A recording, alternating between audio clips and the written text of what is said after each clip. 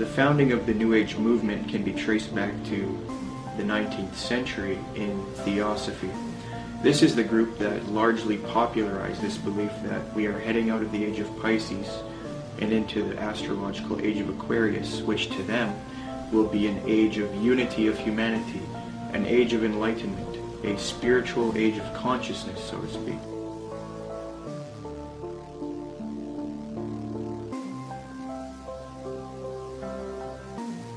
It's very clear, yes, there's going to be a one world, political, economic, religion, and this is what all the globalists, the elite, the high-level occultists, the high-level New World Order people, this is what they're wanting. This is what the Bible pretty much clearly predicts as well. And this is obviously what we're moving to. The Freemason and One World Government advocate Zbigniew Brzezinski said the following in his work Between Two Ages, quote, "The technotronic era involves the gradual appearance of a more controlled society. Such a society would be dominated by an elite, unrestrained by traditional values.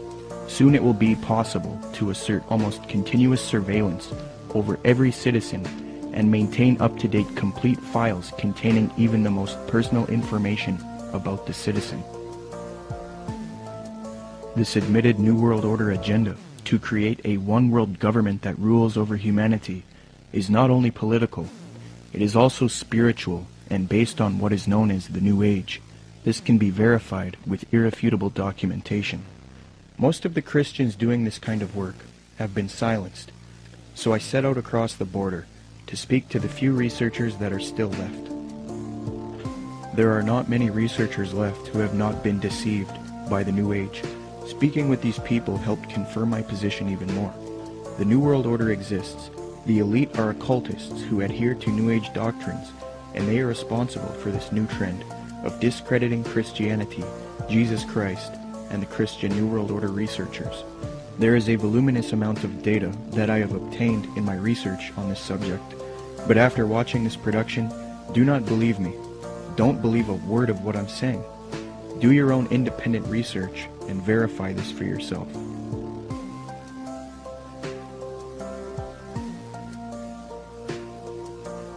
The very word secrecy is repugnant in a free and open society. And we are, as a people, inherently and historically opposed to secret societies, to secret oaths, and to secret proceedings. For we are opposed around the world by a monolithic and ruthless conspiracy.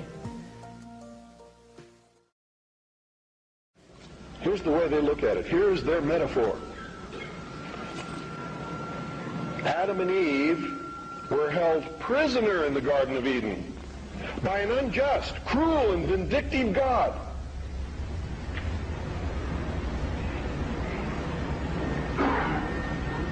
Until Lucifer, through his agent Satan, set man free from this garden by giving him the gift of intellect. Through the use of intellect, man will conquer the earth, will conquer nature, and will himself become God. It's taught in every Masonic temple in this land. Every secret brotherhood, every secret society,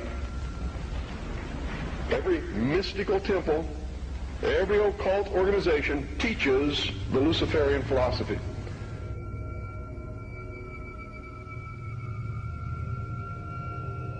To understand the New World Order and the New Age worldview, we must go back into history and examine its origins. But first we must define our terms. By New Age, I am speaking about a worldview that has many facets and components, such as astrological and zodiacal beliefs in the New Age concept, channeling higher powers to achieve knowledge, meditation, the belief that all is one or forms of monism, the belief that we can attain godhood, esotericism, or in other words, reinterpreting ancient texts to find hidden meanings and unify all religious belief into one, the belief that we need a one-world system for the coming age of Aquarius. By New World Order, I am talking about a political agenda to create a one-world system, one-world government, one-world economy, unity of humanity into one organism, control over humanity, and submission of the masses. but today the largest countries of the world have agreed a global plan for recovery and reform, I think a new world order is emerging, and with it the foundations of a new and progressive era of international cooperation. To understand what is going on today with respect to the New World Order and the New Age movement, we must have recourse to the 19th century organization called the Theosophical Society. This organization in particular, among others, is largely responsible for the modern New Age movement and the political doctrine known as the New World Order. The founder of this organization was a woman named Helena Petrovna Blavatsky. Born August 12, 1831, Helena Blavatsky was very interested early in her life in the supernatural and the mythological. From 1848 to 1858, Blavatsky would travel the world to ascertain an understanding of the religious traditions of the world. She claimed to have traveled to South America, Egypt, Canada, France, Greece, Mexico, Tibet, India, Germany, and England during this time. It is said that during this travel she learned many mysteries, secrets, and occult knowledge from every walk of life. With all of this new esoteric information in her mind, she moved to New York in 1873. Then in 1875, she formed an occult organization called the Theosophical Society. She founded this society with two men, Colonel Henry Steele Olcott and William Quan Judge. According to Olcott, Theosophy already had thousands of members and branches all over the world by 1885. After New York, Blavatsky and Olcott established the Theosophical headquarters in India, and the membership roster grew increasingly as time went on. Blavatsky's influence came from her writings. Her first book was entitled Isis Unveiled, published in 1877. She started a magazine in 1887 called Lucifer Magazine. Her principal work, The Secret Doctrine, was then published in 1888. She then wrote The Key to Theosophy and The Voice of Silence. These works are now famous, and contained in these writings are the doctrines that helped mold the New Age movement to what it is today. It is said that part of Blavatsky's book, The Secret Doctrine, was channeled to her through an ascended master or highly evolved being called Kuthumi, who spoke to her. Belief in these ascended masters who communicate to humanity is very crucial when studying the New Age. We will look at that doctrine later. The age concept that says humanity is leaving the age of Pisces and entering the golden era or age of Aquarius was popularized by Blavatsky. She taught Theosophists, at any rate, some of them who understand the hidden meaning of the universally expected avatars, messiahs, socioshis, and Christs, know that it is no end of the world, but the consummation of the age, i.e. the close of a cycle, which is now fast approaching. Again, the messianic cycle of the man connected with Pisces. It is a cycle, historical, and not very long, but very occult, lasting about 2,155 solar years. It occurred 2,410 and 255 BC, or when the equinox entered into the sign of Ram, and again into that of Pisces. When it enters in a few years the sign of Aquarius, psychologists will have some extra work to do, and the psychic idiosyncrasies of humanity will enter on a great change. These Theosophists teach that Jesus was simply a representation of the age of Pisces, and that he was an initiate into the mystery schools, or cults of spiritual teachers and masters. They teach people that the new age of Aquarius is going to be that of a utopia, where the world unites into a one-world system, the exiting out of Jesus' age, and the entering into a new world teacher's age. They say each age is accompanied by a great world teacher, be it Buddha, Jesus, etc. So for the advent of the age of Aquarius, they claim a new world teacher will guide humanity into it. Blavatsky was reluctant to fuse these theosophic beliefs with politics, however. Nonetheless, she still advocated monism and a one-world brotherhood, or uniting, of mankind. In Blavatsky's book, The Key to Theosophy, she lists three main goals of theosophy: universal brotherhood of humanity without distinction of race, color, or creed; to promote the study of the world's religions, and to investigate the hidden mysteries of nature.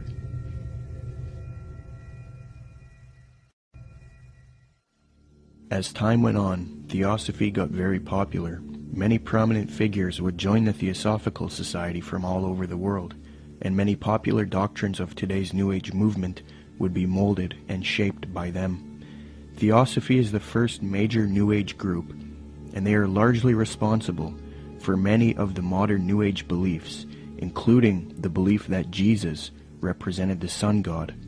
After studying the occult and the esoteric in depth, I have come to the conclusion that the Zeitgeist movement and the Zeitgeist films are based on Theosophy, Freemasonry, and the New Age.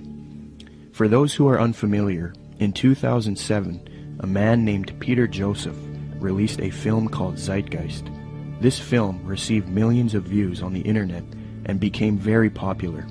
Then in 2008, Zeitgeist Addendum, the sequel, came out. From there, Peter Joseph established the Zeitgeist movement. Whether Zeitgeist was a film that was intended by Peter Joseph or whoever was behind it to be what it ended up being, I don't know. But I can say that the message that's being expressed by Zeitgeist is without a doubt the most clear depiction of the mystery school ideology. And it's done in such a way to be, it's kind of what I've described as a sort of mystery schools for dummies. It's a way to get people that normally wouldn't be setting foot to any various secret societies. It's a way to indoctrinate them and get them to believe in the same sort of elitist mindset without having to go through any particular initiation. It's also usually accompanied with the idea of pride. That is that the people believe that what they believe is only for a select few, and that sort of has this way of sticking with them, and that nobody believes what I believe, and so it's sort of this elitist mindset that comes with that as well. The first Zeitgeist film was divided into 3 sections. The second section was about 9/11 being an inside job. The third section was about the corruption of the Federal Reserve. I have no real issue with the last 2 sections, but since the release of the first Zeitgeist film, Peter Joseph, the creator, has distanced himself from the 9/11 issue altogether.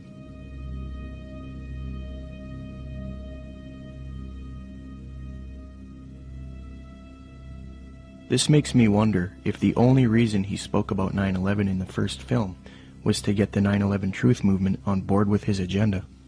The first section of the film is what I have an issue with. Contained in this section is the modern belief system of the New Age movement, the Theosophical Society, and Freemasonry. With the Zeitgeist, it's, Satan's good at what he does, bottom line. And the first one, what they do is they come right out, and in the first segment, I think the first 38 minutes, they just go after Jesus Christ, his deity.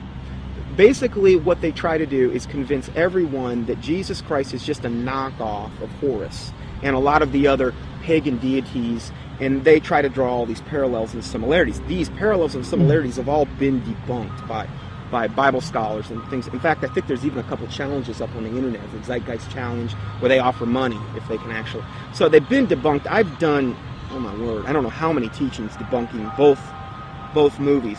But if somebody were to see that for the first time and not know any different, oh, hey, it sounds convincing, sounds, this or that. And so what they've got to do is discredit the Word of God, the deity of Jesus Christ. As Theosophy grew, it produced influential figures such as Annie Wood Besant, born October 1st, 1847. She was a Marxist and a socialist. Besant was so inclined towards socialism that she defended it in public debates. One such debate was conducted between her and a man by the name of G.W. Foote, a secularist who supported republicanism. The debate was held at the Hall of Science on February 2nd, 9th, 16th, and 23rd, 1887, a 4-night debate series. The title of the debate was, Is Socialism Sound? Angelique Richardson and Chris Willis from the University of London Institute for English Studies, when commenting on Besant's worldview, note, quote, "The socialist feminist Annie Besant joined the Marxist-based Social Democrat Federation, SDF, in the 1880s. Annie Besant met the founder of Theosophy, Helena Blavatsky, in 1890, and she quickly read Blavatsky's material. Besant recorded her first acquaintance with Blavatsky. She wrote, quote, "I was standing with my hand in her firm grip and looking for the first time in this life straight into the eyes of HPB. We rose to go, and for a moment veil lifted, and two brilliant, piercing eyes met mine, and with a yearning throb in the voice, 'Oh, my dear Mrs. Besant, if you would only come with us.' I said a commonplace, polite goodbye, and turned away with some inanely courteous and evasive remark. 'Child,' she said to me long afterwards, 'your pride is terrible. You are as proud as Lucifer himself.'" Besant would get involved with the secret society known as Freemasonry. In 1902, she established the International Order of Co-Freemasonry, and then set up lodges all over the world with theosophic underpinnings. Theosophy, Freemasonry, and Marxism are all connected with the New Age movement. Besant would become president of the Theosophical Society in 1908. As I give you the history and lay the framework for the origins of the modern New World Order ideology and the New Age movement, it is important to note the role of Freemasonry. As previously noted, Theosophy and Freemasonry were somewhat affiliated in the late 19th century. In fact, Helena Blavatsky received an honorary degree of Apprentice Companion, Perfect Mistress, Sublime Elect Scotch Lady, from the Rite of Adoption. She was awarded with these titles by the 33rd degree Freemasons John Yarker, M. Kaspari, and A.D. Lowenstock. Here is a reprint of the Masonic certificate that Blavatsky received.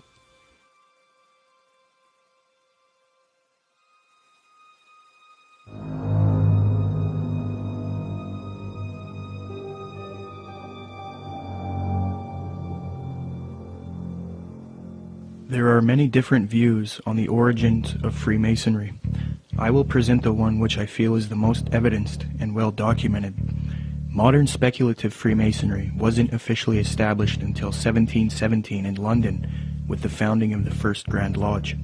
Prior to that, there were Masonic lodges in the late 16th century. You first have operative Masonry involving those who would work with stone and who were part of a stone guild that built cathedrals and buildings in the Middle Ages. Around the 17th century, these operative Masons started accepting people into their craft who were not simply stoneworkers. Soon Masonry was not simply limited to stoneworkers. They then later developed into modern speculative Freemasonry of today, which involves secret handshakes, codes, symbolism, mythology, and legendary. The earliest documentation of the word Freemason is in the calendar of the coroner's rolls of the City of London.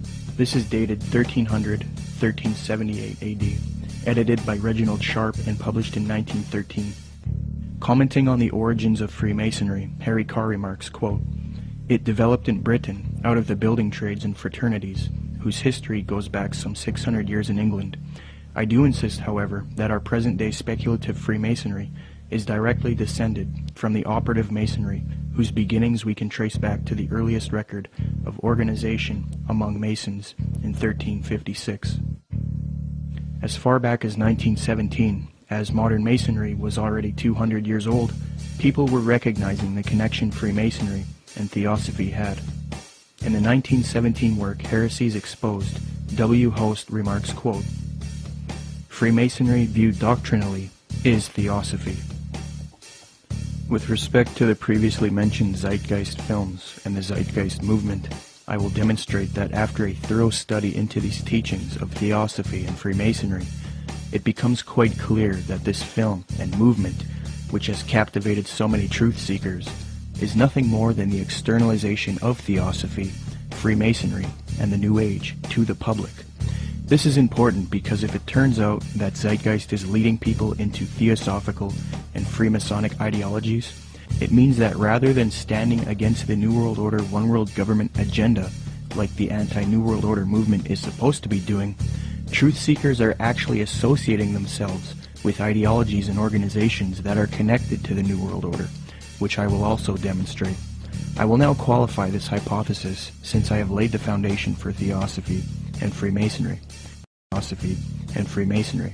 Theosophists and Freemasons, as part of their esoteric doctrine, taught that Jesus was the sun god, the S-U-N, in the sky, and that he was based on the age of Pisces within the zodiac. The Marxist Theosophist Annie Besant taught her students, quote, "Then the sun retrograded into Pisces at the time of the birth of Jesus Christ, the Pisces influence being shown by cures performed by stepping into pools of water, Christ choosing his first apostles from fishermen," unquote. Similarly, the founder of Theosophy, Helena Blavatsky, taught, quote, "Ichthus, a fish. Some of his early disciples were fishermen. Pisces, a conventional shape for the fish," unquote. The notorious Freemason Manly Palmer Hall taught, quote, "During the age of Pisces, the fish was the symbol of divinity, and the sun god fed the multitude with 2 small fishes."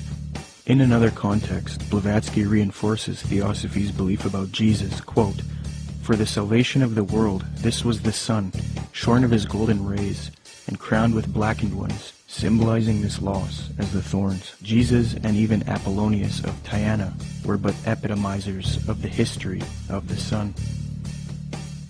These doctrines are very sacred to Theosophists and Freemasons. The first section of the first film, Zeitgeist, externalizes these same Theosophic and Freemasonic beliefs, fringe views that historians and scholars dismiss. Zeitgeist repeats, quote, "Jesus is the Son of God. Now Jesus is the figure who ushers in the age following Aries, the age of Pisces," unquote.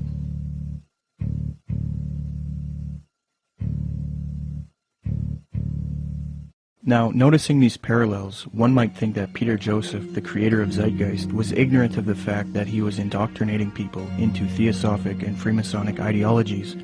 However, Zeitgeist is not only spreading these doctrines of Theosophy and Freemasonry, but Zeitgeist also associates itself with prominent Theosophists, Freemasons, New Agers, and occultists in their own transcript for the film, leaving little debate as to the connection it has to these groups. Zeitgeist listed all of its sources for the film in its online transcript, and among the names of people appealed to are Helena Blavatsky, the founder of Theosophy, the Freemason Albert Churchward, New Ager Acharya S., New Ager occultist and theosophical apologist Jordan Maxwell, the Druid Gerald Massey, Edward Carpenter, the socialist and acquaintance of Theosophist, Freemason and Marxist Annie Besant, the Freemason Manly P. Hall, and the Druid Godfrey Higgins, who is associated with Helena Blavatsky. The fact that Zeitgeist chooses to associate itself with these prominent Freemasons, Theosophists, New Agers, and occultists shows us why the Truth movement should avoid them. It is a well-known fact that these same esoteric organizations have openly stated that they wish to indoctrinate the public with their esoteric religious ideas and externalize their views to humanity, eventually resulting in a new world order for the age of Aquarius, which they all await with anticipation. Let me qualify this. As Theosophy grew, it produced another prominent woman named Alice Bailey, born June 6, 1880. She is one of the most influential Theosophists, and it was her who was responsible for convincing New Agers that humanity needs to make a one-world government and one-world religion for the age of Aquarius. In order to achieve this system, she deemed it necessary to teach humanity the religion of Theosophy and Freemasonry, the same doctrines that Zeitgeist is now spreading. Speaking on the spiritual war between esotericists and people who refuse to accept the New Age, she says, quote, "It will be fought largely with mental weapons and in the world of thought. It will involve also the emotional realm from the standpoint of idealistic fanaticism. This inherent fanaticism will fight against the appearance of the coming world religion and the spread of esotericism. It must not be forgotten that only those souls who are on the probationary path, or the path of discipleship, will form the nucleus of the coming world religion. There is no question, therefore, that the work to be done in familiarizing the general public with the nature of the mysteries is of paramount importance at this time. When the Great One comes with his disciples and initiates, we shall have the restoration of the mysteries and their exoteric presentation as a consequence of the first initiation." Alice Bailey also reveals that Freemasonry is meant to produce advanced occultists and is in accord with the theosophical goals. Quote, "The Masonic movement, when it can be, divorced from politics and social end, from its present paralyzing condition of inertia, will meet the need of those who can and should wield power. It is the custodian of the law, it is the home of the mysteries, and the seat of initiation. It holds in its symbolism the ritual of deity, and the way of salvation is pictorially preserved in its work. The methods of deity are demonstrated in its temples, and under the all-seeing eye, the work can go forward. It is a far more occult organization than can be realized, and it's intended to be the training school for the coming advanced occultists, unquote. The main source of Zeitgeist is Acharya S. She advocates one world system under the age of Aquarius. This is very interesting as the main source that this traces back to is Alice Bailey. You can trace this to one book in particular called The Externalization of the Hierarchy, which advocates this extensively and even openly admits this in the first few pages of that volume. In his book, The Arcana of Freemasonry, the Freemason Albert Churchward that Zeitgeist appealed to gave the following admission, quote, "Can the unity of the world be accomplished by Freemasons? Yes, and by Freemasons only." There is a common misconception about Freemasonry, and that is that many people believe it is merely a friendly fraternity where men meet up to network and socialize. This is partially true, but there are elements of Freemasonry that are not so innocent. The Freemasonic Society was infiltrated in the late 18th century by an organization called the Order of the Illuminati. There's a lot of fictional, embellished information about the Illuminati, but if you sift through all of the data, there are some very important key facts. All historians will grant that the Illuminati certainly existed in Bavaria, Germany, and that it was founded in 1776 by a man named Adam Weishaupt. This organization was a type of revolutionary organization that sought political and societal reform. The order grew and became very popular. It was then outlawed by the patriotic ruler of Bavaria, Duke Karl Theodor. He issued 3 edicts against the Illuminati, the third being in 1787.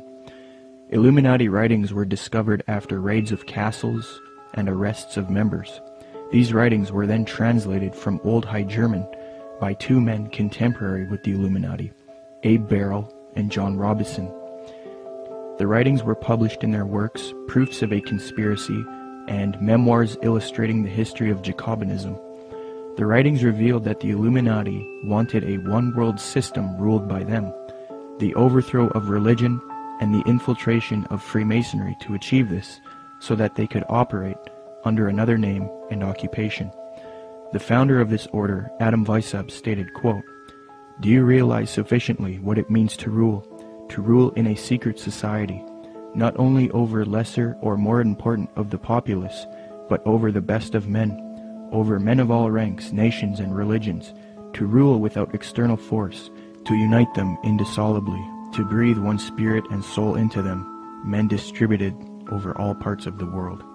The prolific Freemasonic author and historian Albert Mackey reports, quote, "To give the order a higher influence, Weishaupt connected it with the Masonic institution, after whose system of degrees in esoteric instruction and of secret modes of recognition it was organized. The order at first was very popular, and enrolled no less than 2,000 names upon its registers, among whom were some of the most distinguished men of Germany. It extended rapidly into other countries, and its lodges were to be found in France, Belgium, Holland, Denmark, Sweden, Poland, Hungary, and Italy.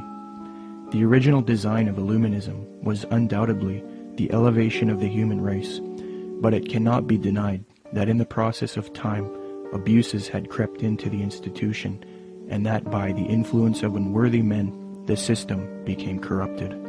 So fused with Freemasonry in the 18th century was the doctrine of elitism and globalization, the overthrow of religion, namely Christianity. The question is, did the Illuminati cease to exist after it was outlawed in Bavaria, or did it live on? According to historians like Mackey and others, the Illuminati infiltrated Masonic lodges all over Europe before it was persecuted by the Bavarian government. So with that in mind, How could the Bavarian government stop this order if it was already all over Europe? The answer is they couldn't have. The Illuminati was too big, and thus it continued under Freemasonry. The French historian Henry Martin reports, quote, Vicept proposed as the end of Illuminism the abolition of property, social authority, nationality, and the return of the human race to the happy state in which it formed only a single family, without artificial needs, without useless sciences, every father being priest and magistrate. President George Washington himself was convinced that the Illuminati existed after 1785, when it was outlawed in Bavaria. He corresponded with the Reverend named G.W. Snyder, voicing his concerns about the Illuminati. This was written 13 years after the Illuminati was outlawed in Bavaria. George Washington states, quote, I have heard much of the nefarious and dangerous plans and doctrines of the Illuminati. It was not my intention to doubt that the doctrines of the Illuminati and the principles of Jacobinism had not spread in the United States. On the contrary, no one is more truly satisfied of this fact than I am. The idea that I meant to convey was that I did not believe that the lodges of Freemasons in this country had, as societies, endeavored to propagate the diabolical tenets of the first or the pernicious principles of the latter, if they are susceptible of separation, that individuals of them may have done it, or that the founder or instrument employed to found the democratic societies in the United States may have had these objects and actually had the separation of people from their government in view, is too evident to be questioned. From President Washington, we learned that he believed the Illuminati was nefarious and dangerous. He had little doubt about the Illuminati spreading to America by 1798. He was truly satisfied, or in other words, convinced of this fact. He thought it was too early for whole Masonic lodges to be striving for Illuminati objectives, but he did believe individuals within American lodges were certainly doing so. He believed the founder or instrument used to found the democratic societies in the USA may have had Illuminati objectives in mind, and that they had the separation of the people from their government in view. According to Washington, these things are too evident to be questioned. That same year, the president of Yale University, Timothy Dwight IV, spoke out against the Illuminati. Quote, the great and good ends proposed by the Illuminati as the ultimate objects of their union are the overthrow of religion, government, and human society, civil and domestic. Joseph Willard, the president of Harvard University, said in a speech in New Hampshire, quote, there is sufficient evidence that a number of societies of the Illuminati have been established in this land of gospel light and civil liberty, which were first organized from the Grand Society in France. They are doubtless secretly striving to undermine all our ancient institutions, civil and sacred. These societies are closely leagued with those of the same order in Europe. They have all the same objects in view. The enemies of all order are seeking our ruin. Should infidelity generally prevail, our independence would fall, of course. Our republican government would be annihilated. Speaking on this new Freemasonry that was infiltrated by Illuminati elitist doctrines, John Quincy Adams, the 6th President of the United States, remarked, quote, I do conscientiously and sincerely believe that the order of Freemasonry, if not the greatest, is one of the greatest moral and political evils. Because this Illuminati doctrine of globalization and societal reform was fused into Freemasonry, later prominent Masons started voicing their anticipation of a new world order, one world system.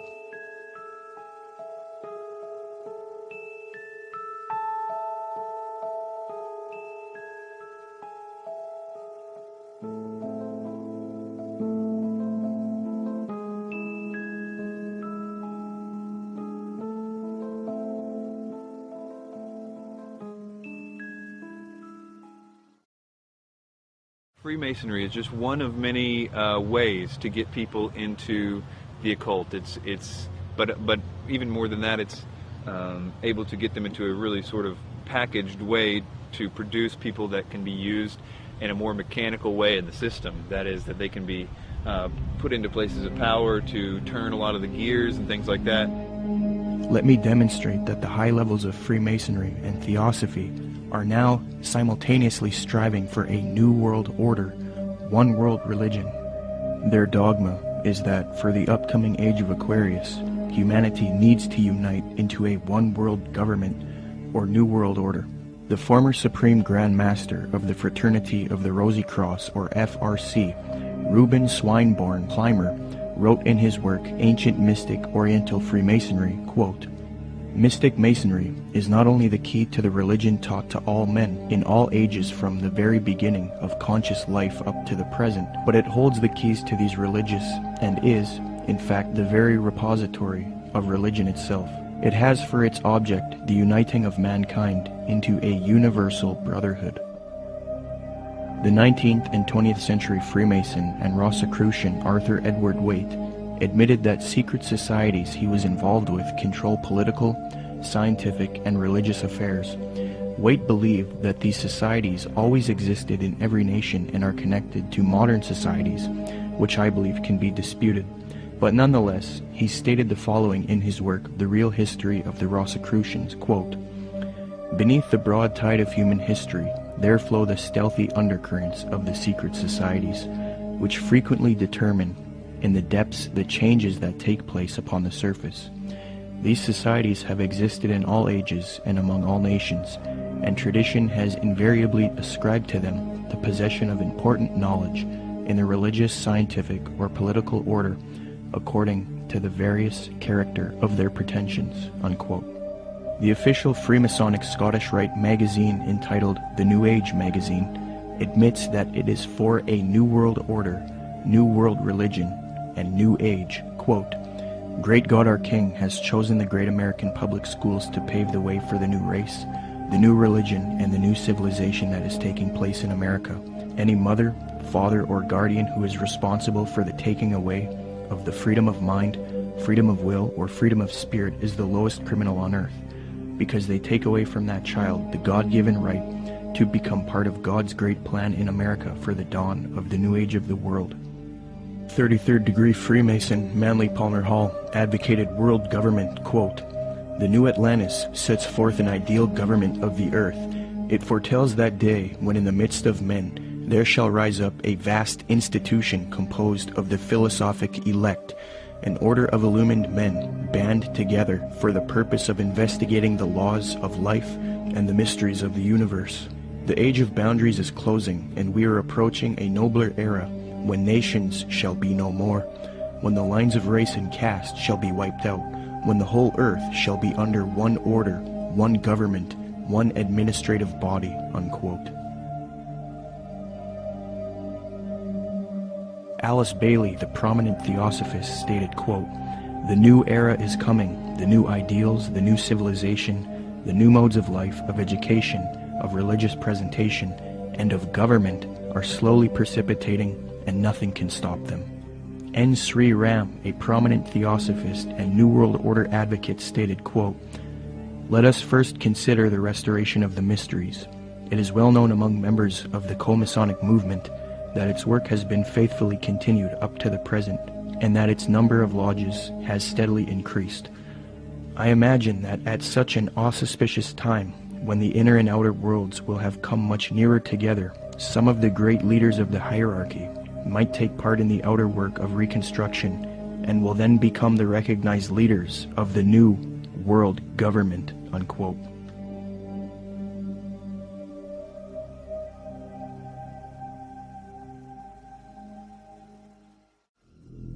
Now, this was written by Manly P. Hall. Manly P. Hall was both a Grand Master within Freemasonry, and he was a Grand Master in the Illuminati. And he says, "All of sincere heart will find consolation in the conviction that powers beyond and above human corruption continue to administer the destiny of the globe. It would be a mistake to confuse the governing bodies with the various sects which pretend to authority but give no indication or proof that they can manage efficiently even their own affairs." Now, Manly P. Hall knows who he's referring to here because he's part of that secret body. But of course, he speaks positively of it. The Zeitgeist films and movement have more ties to Theosophy and Freemasonry. At just 2 minutes into the second Zeitgeist film, Zeitgeist Addendum, a lecture of a man by the name of Jiddu Krishnamurti is played. Jiddu spent much of his childhood in southern India. Jiddu's father was a member of the Theosophical Society in southern India. When Jiddu was a boy, he was discovered by the Theosophist C.W. Ledbetter, Ledbetter was a man who was brought up on charges of immoral behavior with young boys, yet he still had a close relationship with the president of Theosophy, Annie Besant. Ledbetter and Besant would adopt Jiddu and take him to England. They raised him and brainwashed him into the Theosophic esoteric teachings. They were convinced that he was their return of the Christ and that he would lead humanity into the age of Aquarius as the world teacher for the New Age. Jiddu thought he was the Christ for many years due to being brainwashed, and he would give lectures speaking with authority on esoteric and occult matters. However, Jiddu became reluctant, and after many years decided not to be the Christ of Theosophy. He was a false Christ, and he later departed from Theosophy. He did retain connection with Theosophists, and devoted the later part of his life to giving lectures on New Age spirituality. He authored many books on the subject as well. The fact that Zeitgeist would include this man in their film, knowing his deep connection with Theosophy, should demonstrate to everyone the New Age esoteric nature of the Zeitgeist films and movement. One of the main claims of Zeitgeist is that the gospel story of Jesus is derived from the stories of previous pagan gods. They attempt to draw parallels between Jesus and these other gods to try to show that the story of Jesus is just a copycat story. Subsequently, these claims have all been debunked by scholars and historians. Zeitgeist appealed to Acharya S. for this theory. These claims can be found in her book, The Christ Conspiracy. Interestingly, it was the founder of Theosophy, Helena Blavatsky, and the Marxist Theosophist Annie Besant who popularized these types of arguments and inserted them into the New Age movement. The emphasis is removing uniqueness from Jesus Christ and Christianity, because to the New Ager, humanity is leaving Jesus' age of Pisces, which they believe is now evil. According to them, many people are still stuck believing in Christianity, holding the world back from their new spirituality. So what better way to fix this problem than to discredit the avatar of the previous Piscean age, Jesus Christ?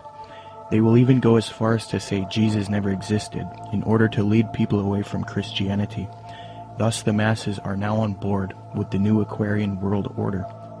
Even modern New Agers around today will utilize this deception. New Age spokesman and disciple of Alice Bailey and Theosophy, Benjamin Creme, states, quote, "The 5 major initiations which take one to liberation have their symbolic enactment in the life of Jesus. That is what the gospel story is really about. It is a very ancient story and has been presented to mankind again and again in different forms long before the time of Jesus," unquote. When one compares Acharya S.'s book The Christ Conspiracy to Helena Blavatsky's book Isis Unveiled Volume 2, it becomes quite clear where Acharya got much of her material. For extensive rebuttals to this copycat thesis, see the following books, videos, and articles. The 3 things that Zeitgeist adopts from Theosophy and Freemasonry with respect to theology are 1. The belief that the story of Jesus was copied from other religions. 2. That Jesus is a representation of the sun. And 3. That Jesus ushered in the age of Pisces. It makes sense why Theosophists would spread these views, because they want a world system for the age of Aquarius, and in discrediting Christianity and connecting Jesus to astrology, they can get apostate Christians on board. But why then does Zeitgeist spread this propaganda? Interestingly, the creator of Zeitgeist, Peter Joseph, has wanted a world system or utopia paradise on earth since the release of the first Zeitgeist film. And as far as the spiritual aspect of life, you know, we're all pure spirituality. Of course there's something outside of understanding, because we're just a fragment inside this larger whole. I end Zeitgeist with a very positive note. We're talking about the consciousness, the whole consciousness, because you can scientifically orient yourself and even more importantly, spiritually orient yourself into a collective consciousness to realize that we're all one organism. And the moment people stop dividing themselves up and generating religious division, political division, the moment people stop fighting amongst themselves is the moment paradise will dawn. Similarly, Zeitgeist's main source, Acharya S., has advocated the New Age of Aquarius that the elitist Theosophists and Freemasons await in her 1999 work, The Christ Conspiracy, quote, "But the future is now, and the maneuvers are being unveiled. As far as Christianity's role in this new age," Carpenter states, quote, Christianity, therefore, as I say, must either now come frankly forward and acknowledge its parentage from the great order of the past, seek to rehabilitate that, and carry mankind one step forward in the path of evolution, or else it must perish. There is no alternative. Despite the vilification of the so-called New Age movement, the fact is that we are entering into a new age. The age referred to in the gospel tale is that of Pisces, and through contrivance and duplicity, coercion and slaughter, the fish god Jesus, the Piscean solar avatar, has indeed been with us. But now it is the close of the age, and his time is over. As Hancock says, we live today in an astrological no man's land, at the end of the age of Pisces, on the threshold of the new age of Aquarius. Traditionally, these times of transition between one age and the next have been regarded as ill-omened. Ill-omened verily, as the ongoing destruction of the earth and the endless warfare over ideology will indeed produce the Armageddon so long awaited and planned by those who cannot live for today but must look towards an afterlife. By realizing the cultural unity revealed behind the Christ conspiracy, however, humanity can pull together and prevent this fall to create a better world. 75 years before Zeitgeist's main source Acharya S. penned that admission, the former president of Theosophy, Annie Besant, wrote something almost exactly the same, quote, "The equinox will reach the sign of Aquarius, coinciding the great cycle of influence. We can indeed hope to put a complete end to all the influence of the past cycle, with its tyranny, slavery, war, and cruelty. This is one of the great transitional epochs, and the karma before humanity as a whole, and to every group in particular, is to reform itself from slavery, female subjection, war, and cruelty, and establish a civilization based on humanness and interest in spiritual matters." New Age author Gail Fairfield explains what is expected for the supposed upcoming age of Aquarius. She states, quote, "The sign of Aquarius is the sign of focused concepts. It concentrates intently on developing its ideas and then applies them to the betterment of humankind. It has talent for rapidly correlating all the information available into a political, ethical, spiritual, technological system. Aquarius creates optimal features for individuals and for humanity because it needs alternatives, possibilities, and something to move towards. Overall, Aquarius is a reformer and visionary working to create its utopia." Unquote. Isn't it interesting that right after Zeitgeist promoted the Aquarian New Age concepts in the first Zeitgeist film, the second film, Zeitgeist Addendum, then goes on to convince its followers to strive for a similar Aquarian one-world system, New World Order, called the Venus Project. Indeed, the solution offered by the film Zeitgeist Addendum is that humanity needs to unite into the very same thing that Theosophy and Freemasonry wants it to unite into: a one-world universal esoteric brotherhood of humanity, a new world order. I think that the coming new system that the occultists speak of it's really crucial to understand that what they're talking about is not going to look like what we think the New World Order's control grid will look like. They believe that the utopia will be one of a spiritual utopia, one that's free of wars and religion. It's easy for a lot of people to have idealistic views about it. They're going to make it sound wonderful, which is what like the Zeitgeist Addendum particularly does in the second part, where they talk about, oh, we're going to like, you know, have free energy, we're going to provide your needs. There's been talk about erasing all debts. That's more the Venus Project is more what is it Jacques Vallée? Jacques Fresco. That's more what he's into. Okay, this is his utopian approach to the New World Order, where I literally heard him say on the addendum, where he said, "We'll have no laws.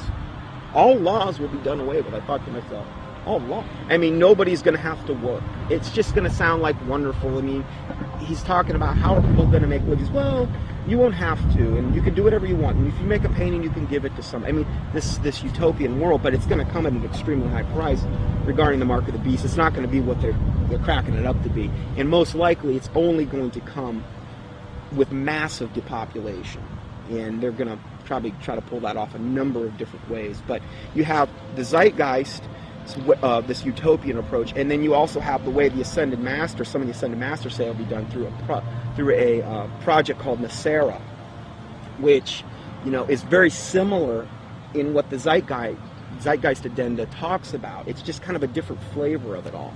So which one they're actually going to be able to pull off, if the Lord lets them do it, it's kind of up to the Lord. It's hard to say which way it'll go. Which one they're actually going to be able to pull off, if the Lord lets them do it, it's kind of up to the Lord. It's hard to say which way it'll go. The Venus Project looks like Francis Bacon's New Atlantis, this concept that has been with the occult realm for a long time.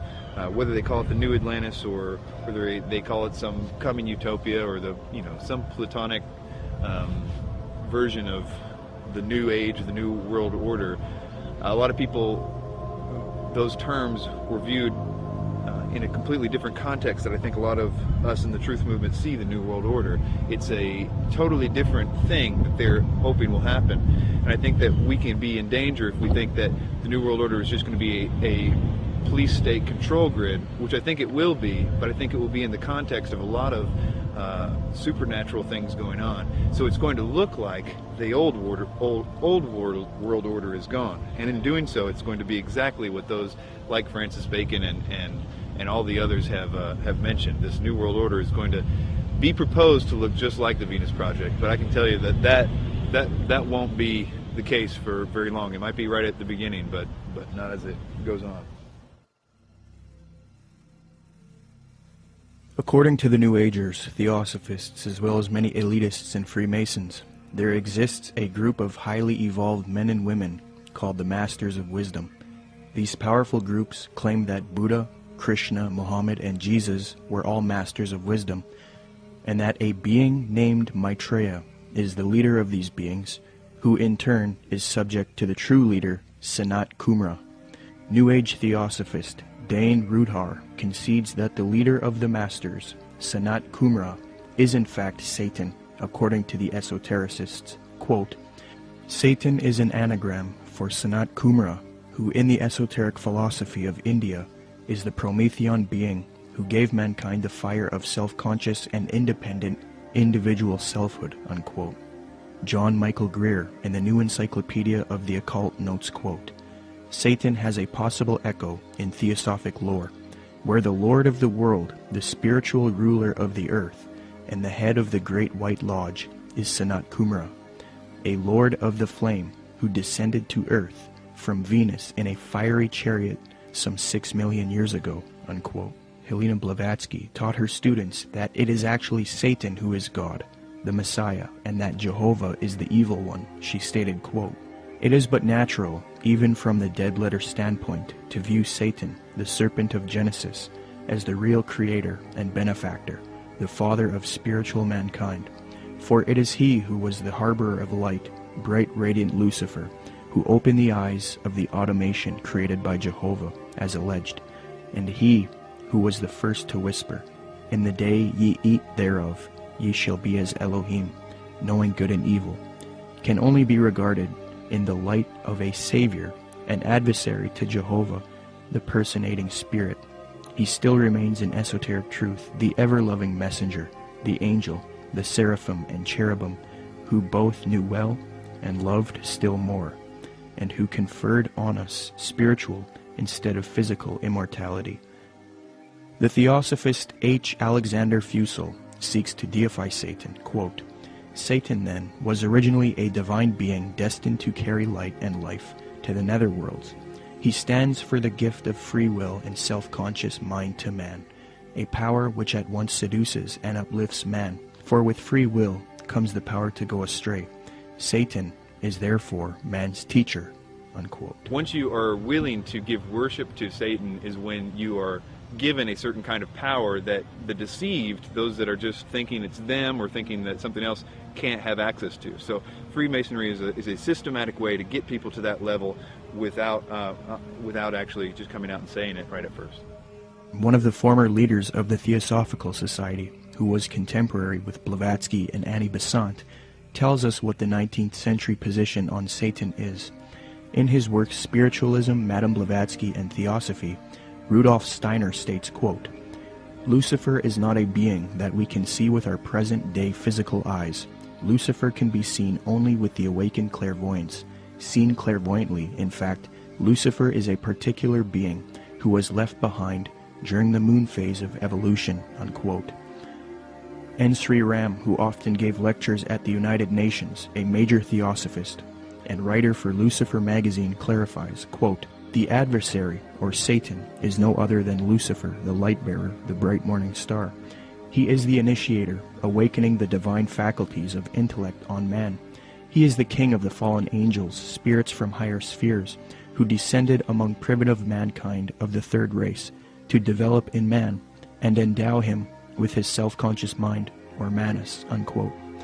Theosophy teaches that Satan or Lucifer is actually a divine being who saves humankind and brings him consciousness. Many modern influential New Agers who are deceived by Theosophy repeat the same theme. David Spangler admits that Lucifer is a being that New Agers honor, and the light of Lucifer is the light of God. Quote, "The true light of Lucifer cannot be seen through sorrow, through darkness, through rejection. The true light of this great being can only be recognized when one's own eyes can see with the light of the Christ, the light of the inner sun. Lucifer works within each of us, trying to bring us to wholeness. And as we move into a new age, which is the age of man's wholeness, each of us, in some way, is brought to that point which I term the Luciferic initiation, the particular doorway through which the individual must pass if he is to come fully into the presence of his light and his wholeness. Lucifer comes to give us the final gift of wholeness. If we accept it, then he is free, and we are free. That is the Luciferic initiation.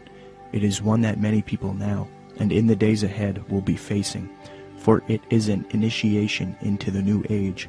It is an initiation of leaving the past and moving into the new, shedding our guilts and fears, our anxieties, our needs, our temptations, and becoming whole and at peace, because we have recognized our inner light and the light that enfolds us, the light of God," unquote. So indeed the Luciferian doctrine is fused into the New Age movement due to Theosophy. Along with this doctrine is the belief that because of Satan, man is now thinking he will evolve, conquer the world, conquer nature, and become a god. The Freemason W.L. Wilmhurst bolstered the fact that Freemasonry is aimed at creating god men. The purpose of initiation is attaining godhood, he states, quote, "The height of the lodge, even as high as the heavens, implies the range of consciousness possible to us. When we have developed our potentialities to the full is infinite. Man who has sprung from the earth and developed through the lower kingdoms of nature to his present rational state has yet to complete his evolution by becoming a godlike being and unifying his consciousness with the omniscient, to promote which is and always has been the sole aim and purpose of all initiation," unquote. Danny and Englewood, you're on the air. Go ahead. Yeah, you're going to take this the wrong way, Peter J., director of Zeitgeist, but what you just said sounds exactly like Satanism.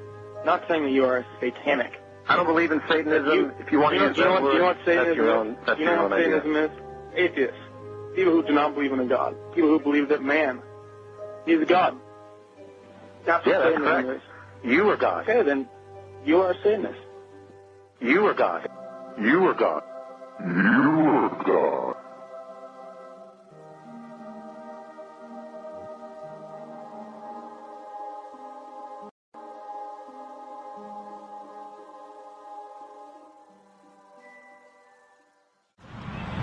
Okay, can you tell us about Benjamin Creme, Maitreya, and the Ascended Masters?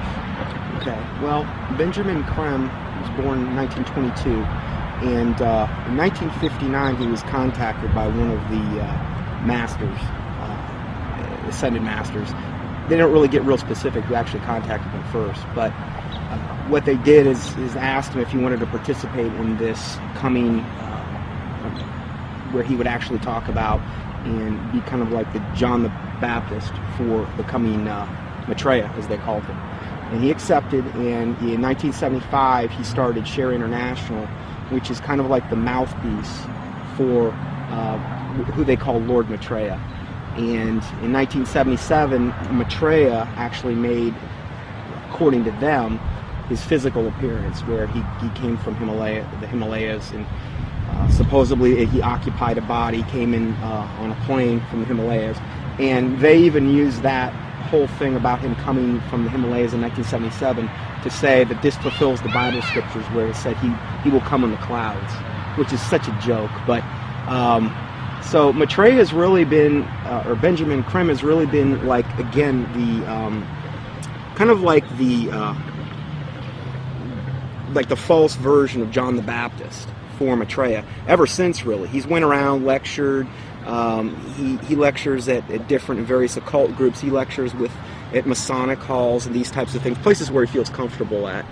And he's been trying to herald in Maitreya for a long time. They've made many predictions where, they said, okay, he's most likely going to appear within this time frame, and most of the time they've just got everything wrong. So they'll say, well, he could appear any moment, but we don't really know when. The New Age religion, folks, is going to have a worldwide leader, a charismatic political and religious leader that they call Lord Maitreya. At least so far that's who they call him, or that's what they call him. This individual, as far as I know, has not made his public appearance yet, but the New Agers claim that he is on the earth at the present time. They claim that he came to live with the Asian community in East London, England, in July 1977 by descending from his ancient retreat in the Himalaya mountains along the border of India and Tibet. They further believe that his imminent emergence into full public view is assured. They also claim that this individual is the one that the Christians call Christ, the Jews call the Messiah, the Buddhists call the fifth Buddha, the Hindus call Krishna, and the Muslims call the Imam Mahdi. In other words, all of the major religions of the world are awaiting the arrival of this one individual. And they say that he is on the earth now, patiently waiting for the appointed time to reveal his existence to the peoples of the world. They say that he will apparently assume the leadership of all of these religions, and when he does, he will create a one-world religion. The New Agers have written that in the esoteric tradition, previously defined as being intended for or understood by only a chosen few as an inner group of disciples or initiates, in other words, the esoteric means hidden. They claim that the word Christ is not the name of an individual, but the name of an office or function within the spiritual hierarchy of masters. They claim that the masters are a group of perfected men who have guided human evolution from behind the scenes for centuries, and they believe that this Lord Maitreya is that Christ. Now, Manly P. Hall has written of this individual by identifying him as, quote, the way, the truth, and the life, which coming to every life redeems all who accept it, unquote. Since Jiddu Krishnamurti, featured in Zeitgeist Addendum, failed as the world teacher responsible for ushering in the Age of Aquarius one-world system, Theosophists, Freemasons, and occultists have been waiting for their world teacher since then. Well, on January 9th, 1959, a student of Alice Bailey and Blavatsky, who was already familiar with the doctrine of the Ascended Masters, Benjamin Creme, would come into contact with powerful forces who would appoint him to introduce Maitreya, the world teacher, to humanity. Creme's first experience is as follows. On January 3rd, 1959, Creme became possessed by an energy, and a message from an outside force said to him, "Go to Blackfriars Bridge, south side, Blackheath side, on January 9th, 9:30 p.m. So on January 9th, 1959, Benjamin Creme followed these instructions and crossed Blackfriars Bridge in London, walking to the south side. There was no one about. It was deserted. There was a car waiting at the far end of the bridge. He walked beside the car and looked inside of it. There were some people in it who he did not know, but one of them was a man who told him he had been receiving messages from the Ascended Masters. From there, Creme started receiving messages again from this force, who he now believed were these Ascended Masters that Theosophy invented. This entity told Creme to pull out his tape recorder. It began giving Creme long dictations, which he repeated into the tape recorder. The entity said, "Now our master Maitreya himself has something important to tell you. Krem then claimed to be overshadowed by Maitreya, this leader of the Ascended Masters. In a sense, he was possessed by Maitreya. Krem claims that the experience was that of total identification with everything and everybody in the world, a kind of universal experience such as he had never felt. He was filled with a foreign tremendous energy. Krem claimed to have seen a vision of himself in the future, as well as Maitreya, the world teacher, who ushers in the age of Aquarius, one world system. Later he was instructed that he would help introduce Maitreya to the world. Since then, Krem started an organization called Share International. They have a website as well. It is aimed at promoting Maitreya and the teachings of Theosophy and the New Age. Krem admitted that he was influenced by Helena Blavatsky and Alice Bailey. Quote, "To many today, this awareness includes the recognition of higher states of consciousness attained by those who make up the emerging spiritual kingdom, the masters and initiates of the world. Their existence was first revealed in modern time by H.P. Blavatsky, co-founder of the Theosophical Society, as long ago as 1875. A more detailed communication about the masters and their work was given by Alice A. Bailey between 1919 and 1949. In her book The Externalization of the Hierarchy, she revealed the existence of a planned return to physical plane work and activity by this group of enlightened men, which return, I submit, has already begun." I think that what Blavatsky wrote down, even by her own admission, was not written by an ascended master, and I don't think that ascended masters exist. She was being deceived. Regardless of what we think, we have to at least believe her and the others involved in the high levels of the Theosophic movement, that what they got, the core levels, their secret doctrine, was given to them by off-world entities. The research becomes, who are these off-world entities? And this is the other part of that research. Is what those entities said true or not? I understand that it's very poetic. It's very easy and seductive to believe, because when you read some of her stuff or some of the other stuff that's written directly from demonic entities, it's extremely seductive. We must understand that these beings are thousands of years older than us, and they're very smart.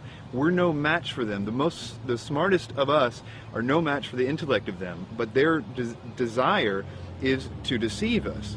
So we are outmatched in this regard. So that's why it's seductive when we read it. The most current thing that they're doing right now has been since last December, this supposed star sign, which is really, again, they just try to knock off from the Bible as much as they possibly can. This is like a knockoff of the Star of Bethlehem in the Bible. And in that, they're saying that there's going to be these, what they call star-like luminaries in the sky. 4 of them that are in different quadrants of the earth. They're 5 times the size of a football field, according to them. And people are seeing these things, and they've got a whole, up on shareinternational.org, they've got a whole section devoted to this, where people are sending in pictures, there's stars, and what they are, spaceships. That's what they're admitting to at this point. And more people are seeing them, but evidently this is going to be the thing that really heralds in Maitreya, up until they have the day of declaration when he makes his public emergence. And this is supposed to be on the major media? Yes. When he makes his big debut, what they've said is they've already secured an interview with a major U.S. TV network, and then one in Japan, I believe, as well. So during this time, he's going to, the day of declaration, supposedly he's going to basically telepathically communicate with masses and masses of people. They supposedly will hear them in their own language. They'll be able to comprehend him. Supposedly they'll feel this infinite love. And there will be many also supposed miraculous healings taking place around the world at the same time. And most likely, this day of declaration will come on the heels of some or multiple cataclysmic events, most likely the first thing being an economic meltdown, which is what he's predicted way back from the 90s. And what does Maitreya promise? What does he want to achieve? What are his goals? Well, if you look at the word Share International, which is the name of the site, if you read what he says, he wants the world, resource sharing of the world. He doesn't want there to be any, supposedly, any inequalities of the world. You know, you look at what he says that he is. He says that he is the Christ that the Christians are expecting, the Messiah the Jews are expecting, the fifth Buddha the Buddhists are expecting, Krishna the Hindus are expecting, and Imam Mahdi that the Muslims. So he's kind of everything rolled up into one. He's like the total package. He's going to give and be able to unite and put all of the various and different religious systems, the major religious systems, all on the same page. And the Bible says that when the Antichrist comes, he's going to come with all lying power, signs, and wonders. And he's going to deceive the whole world by which the miracles that he's going to do. So he's taking credit for every single miracle that's going on right now, whether it's a Marian apparition, which would be to him the ascended Master Mary, because he's got a whole band of masters that he's going to be coming with. And so he's taking credit for everything. Every miracle that you're seeing going on in the world right now, whether it's a Catholic miracle, whether it's some type of energizing of the water, whether it's some bleeding statue, whether it's, you know, some Hindu miracle, crosses of light, they've seen those in different and various churches. He's taking credit for all of that. And I think what we're going to see and what he says we're going to see, in fact, I just read this in their last report, Benjamin Krem has said also with the UFO sightings, he says they're going to increase up until the time when he makes his emergence. And he's going to come on the scene. He's going to be able to explain all of this and try to put everybody on the same page. My personal belief is that the Antichrist, or the world teacher, will seem to actually be Christ, in the sense that he will seem to destroy some old system and some old bad leader. And I think that it will somehow be tied to, I don't know, this is my guess, but it will somehow be tied to some sort of fake or alien invasion or presence of some sort. I don't know if Maitreya fits all those characteristics, but I wouldn't doubt it for 1 minute if he was. My personal opinion is that Krim is somebody who is being talked to by entities and is doing what he's told to be doing. But you have to understand, a lot of times with people that are channeling entities like that, they oftentimes do and say things that don't come true, because the demons themselves don't know when. They're still on a timeline that they can't tell when something's going to happen. So they're always keeping something ready to happen in case when they finally can. So in the case of that, like if you look at the Blossom Goodchild thing and these ideas that were consistently put out by channel entities and things, it never came to pass because they don't have control over the timeline. They just have to always be ready. According to Share International and the Swahili edition of the Kenya Times, Maitreya made an appearance June 11, 1988, to a local congregation in Nairobi, Kenya. The editor of the Swahili edition of the Kenya Times, a veteran journalist named Job Matungi, witnessed the event and took some pictures. A summary of his article as it appeared in his newspaper is as follows, quote, "The tall figure of a barefooted, white-robed, and bearded man appeared from nowhere and stood in the middle of the crowd. He was walking slowly towards the new church building, away from the tent. Mary walked with him side by side. I stared at the stranger without blinking, wafted on top of his turbaned head, his feet, and his entire body. In clear Swahili, which had no traces of accent, the strange man announced that the people of Kenya were blessed, especially those who had gathered at the venue that afternoon. We are nearing the time of the reign of heaven, but before that I shall come back and bring a bucket full of blessings for all of you, the man said." A bucket full of blessings is a reference to the astrological symbol for the age of Aquarius. Aquarius is depicted as a man carrying a pitcher of water in the zodiac. But continuing with the article, quote, "It took the crowd nearly 20 minutes to recover after the man left the meeting in a car belonging to a Mr. Gurnam Singh, who offered to give him a lift. But it will probably take Mr. Singh his lifetime to recover from the shock he got 2 minutes later. On reaching the bus terminus, the man informed Mr. Singh to stop the car. On getting out, he walked a few paces beside the road and simply vanished into thin air." New Age expert and attorney Constance Cumby, author of The Hidden Dangers of the Rainbow, had stumbled onto this Maitreya figure in her research in the 80s. Her book, published in 1983, was the first book to give a full expose on Maitreya and Benjamin Creme. On page 21, she notes a Denver Post interview conducted by Jack Kissling speaking to Benjamin Creme, quote, "Won't the advent of a single world religion annoy the hierarchies of all the current Orthodox religions?" I asked. "More than that," he said with a smile. "They will be shocked. I dare say they will be among the last to accept the Christ."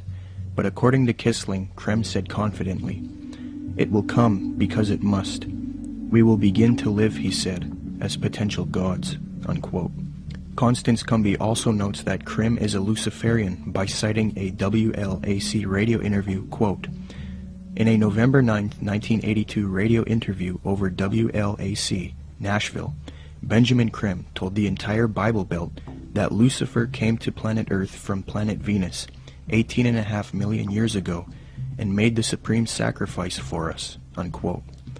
Constance Cumby had direct contact with Benjamin Creme face-to-face in Detroit, Michigan. I had the opportunity to meet this brave woman, and she showed me the place in which she had attended a lecture by Benjamin Creme.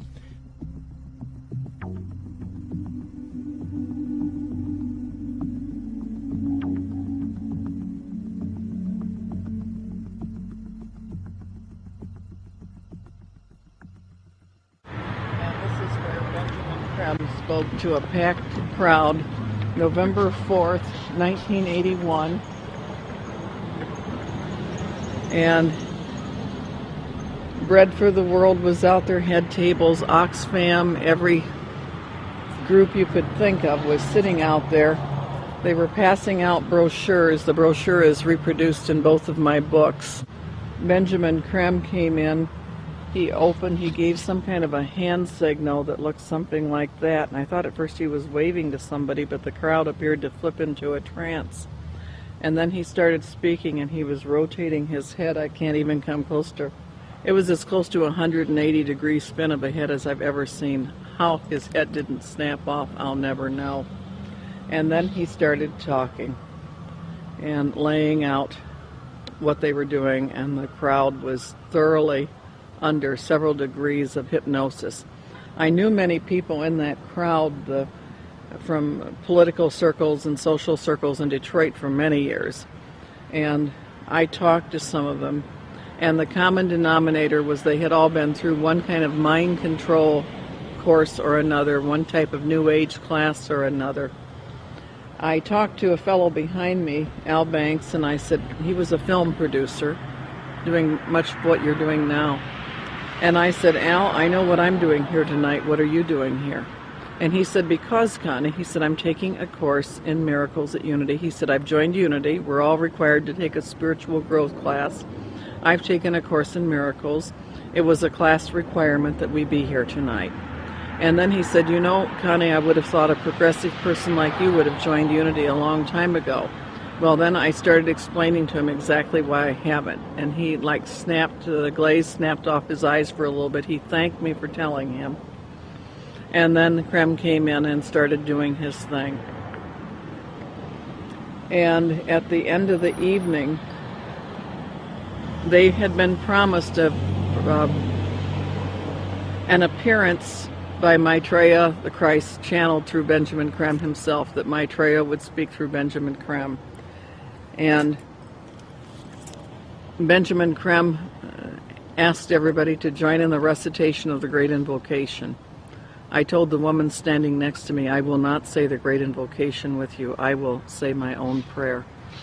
And she was a nice little prim, proper-looking black lady. Could have been active in any Black Baptist church in Detroit from her appearance.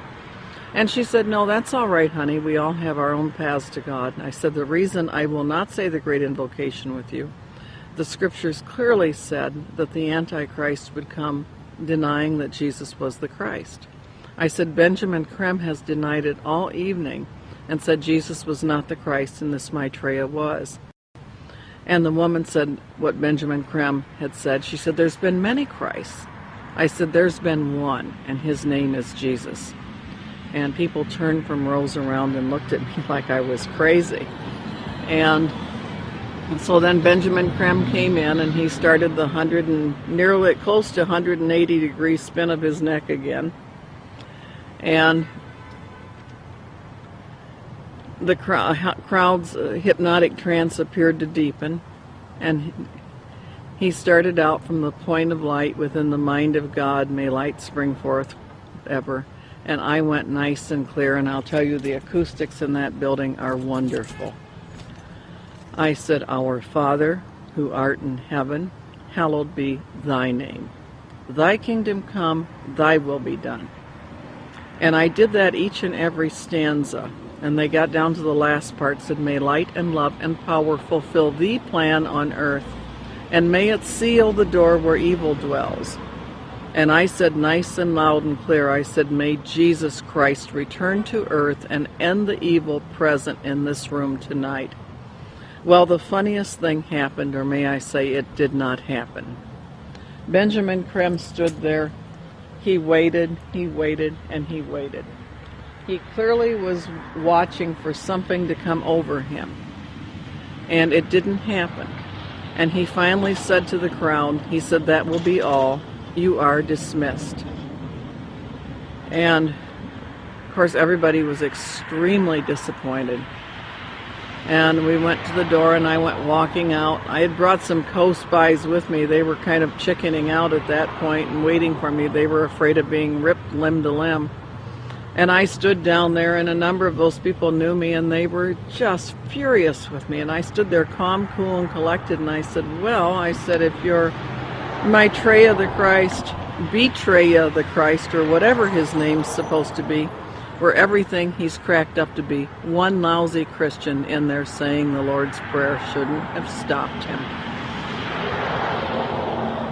And Benjamin Krem has never come back to Detroit, although that was probably the most successful night financially and crowd-wise that he'd had in the United States.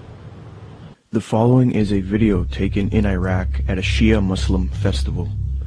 Share International and Benjamin Krem have put out that this is indeed an appearance of Maitreya, the supposed world teacher for the age of Aquarius, one world government.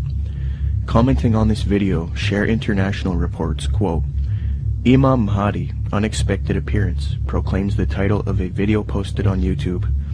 A miraculous figure of glowing brilliant white light appeared on a video filmed in Karbala, Iraq, on the night of Ashura, 6 January 2008. This Shia Muslim ceremony commemorates the martyrdom of the grandson of the Prophet, Hussein, whose tomb is in Karbala. Benjamin Krem's master confirms that the light figure is Maitreya, Imam Mahdi to the Muslims, and that his dance-like movements with a sword remind us of his coming with the sword of cleavage. Could this be real, or is it a hoax? Is Maitreya real, or is he a hoax? Whatever the case may be, it turns out that it is not only New Agers and occultists who believe in this Maitreya, but politicians, presidents, and elitists also follow Maitreya. Wayne Peterson, a retired American diplomat and admitted supporter of Maitreya with connections to the Pentagon and the United Nations, stated the following about Mikhail Gorbachev in the White House in a Vision magazine interview, June 20th, 2000. Reporter Kendall Klug asks, I believe Mikhail Gorbachev has publicly stated his belief of the existence of Maitreya. Do you know if this is true? Wayne Peterson answers, I have one little story I could tell you about Gorbachev. A friend of mine who has worked with the World Bank went to the Heads of State conference in Europe and gave a speech where he borrowed many of Maitreya's ideas for economic reform out of a book by Benjamin Krem that I had given him. He told me that he had read the book on his flight to Europe and realized that his keynote address to these world officials, especially presidents and prime ministers, it was a very high-level meeting, was going to be very boring, with many having heard similar sentiments over and over. So he thought he would throw in some of Maitreya's ideas into the speech. The country he was in had a reigning monarch who invited him to lunch the next day. When he showed up for lunch, there were 16 to 20 people there, including Mr. Gorbachev. The monarch of this country said to my friend, I suppose you're wondering why we invited you here today. Well, we are all curious about where you got those ideas for your speech, which you presented yesterday. He said that my friend Wayne gave me a book written by Benjamin Creme about Maitreya's mission. Immediately they nodded their heads. We thought so, was the apparent response. That's why we invited you here. We all know of Maitreya, and we're doing what we can for him. But we are not able to say anything publicly because we are world leaders. We each have our own public to deal with. Only one person there stood up and said that they could use his name to legitimize these sightings, and that was Mikhail Gorbachev. He was the only man in the room who would say, "Use my name if you want." The reporter asks, "Do you think President Clinton has had an experience with Maitreya?" Wayne Peterson: "I don't know if President Clinton has. I believe that former President Bush has. We used to have transmission meditation groups that Maitreya had asked us to do around Washington, D.C. People who were interested in Maitreya and the reappearance story would get together once a week in Georgetown, in the home of President Bush's main counselor at the White House. President Bush came over to this house for dinner one night, and the hostess was in the dining room as President Bush asked her, 'What do you think? I'm running against Clinton in this election. Am I going to win?' She said, 'No, Mr. President, you are not. Maitreya has already said that you are going to lose to Clinton.' Bush never challenged her, but merely said, 'Yeah.' He didn't ask who Maitreya was. He was very quiet, and then said, 'I think I've got to go now.' Benjamin Creme has said many times that he had heard from one of Maitreya's associates that Maitreya had appeared to Bush and that they had a discussion in the White House. So that incident with my meditation group seemed to confirm that Bush did in fact know of Maitreya. I do know people in the White House have been visited by Maitreya many times, and the people I'm talking I've seen on the front page of the Washington Post, standing next to the president." In a December 19, 2008 London Telegraph article, Major Media Organization, Mick Brown praises Maitreya and Benjamin Creme, stating, quote, "This week has come encouraging news for anyone with an interest in signs and wonders, or desperate for a chink of light in the prevailing gloom, which probably means most of us. A savior is at hand."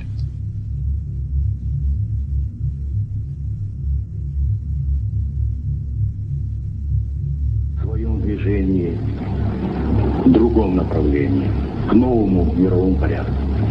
I think новой even цивилизации. Even that does not describe why the world has changed so much and why the world has turned so much toward a new world order and a new kind of civilization. Maitreya is one of the main theosophy in Maitreya. The whole UN movement, the whole Lucius Trust movement, world goodwill, they're going out of their way to try to discredit it and say, well, you know, Jesus, all he really was a disciple of Maitreya. He's still a disciple of Maitreya. Maitreya is over him, and Jesus, they believe what happened is Jesus heralded in the age of Pisces. Now what we're going to be doing is now we need to herald in the age of Aquarius. This is where the New World Order comes in, and this is what Maitreya is going to bring. So we're going to de-emphasize Jesus, and we're going to move over to Maitreya. Jesus is just a disciple of Maitreya anyway, according to them.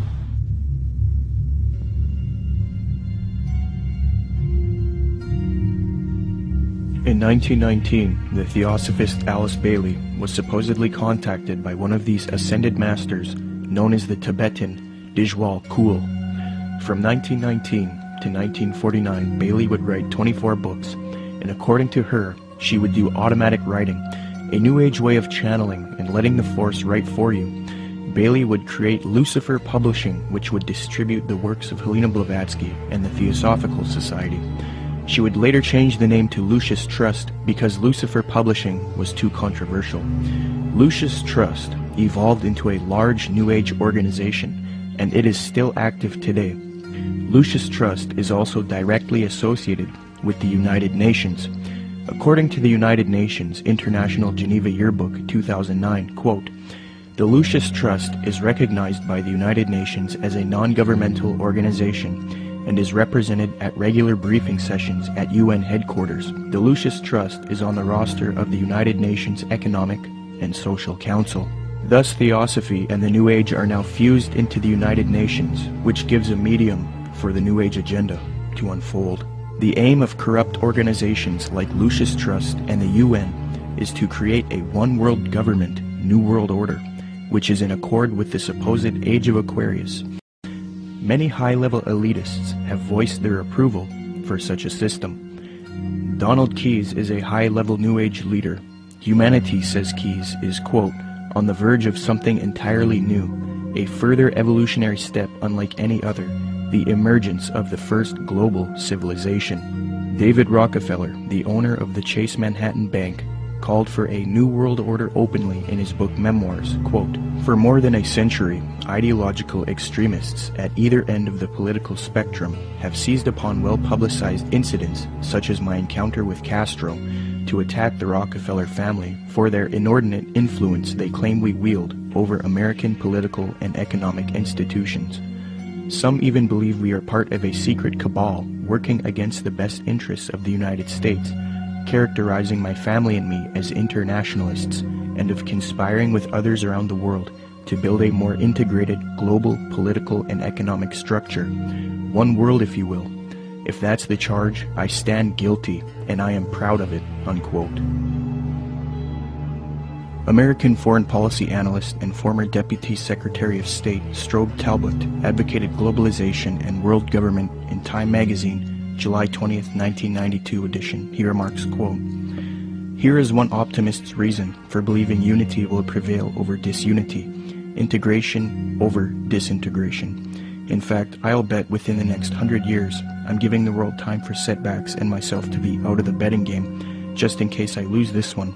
Nationhood as we know it will be obsolete.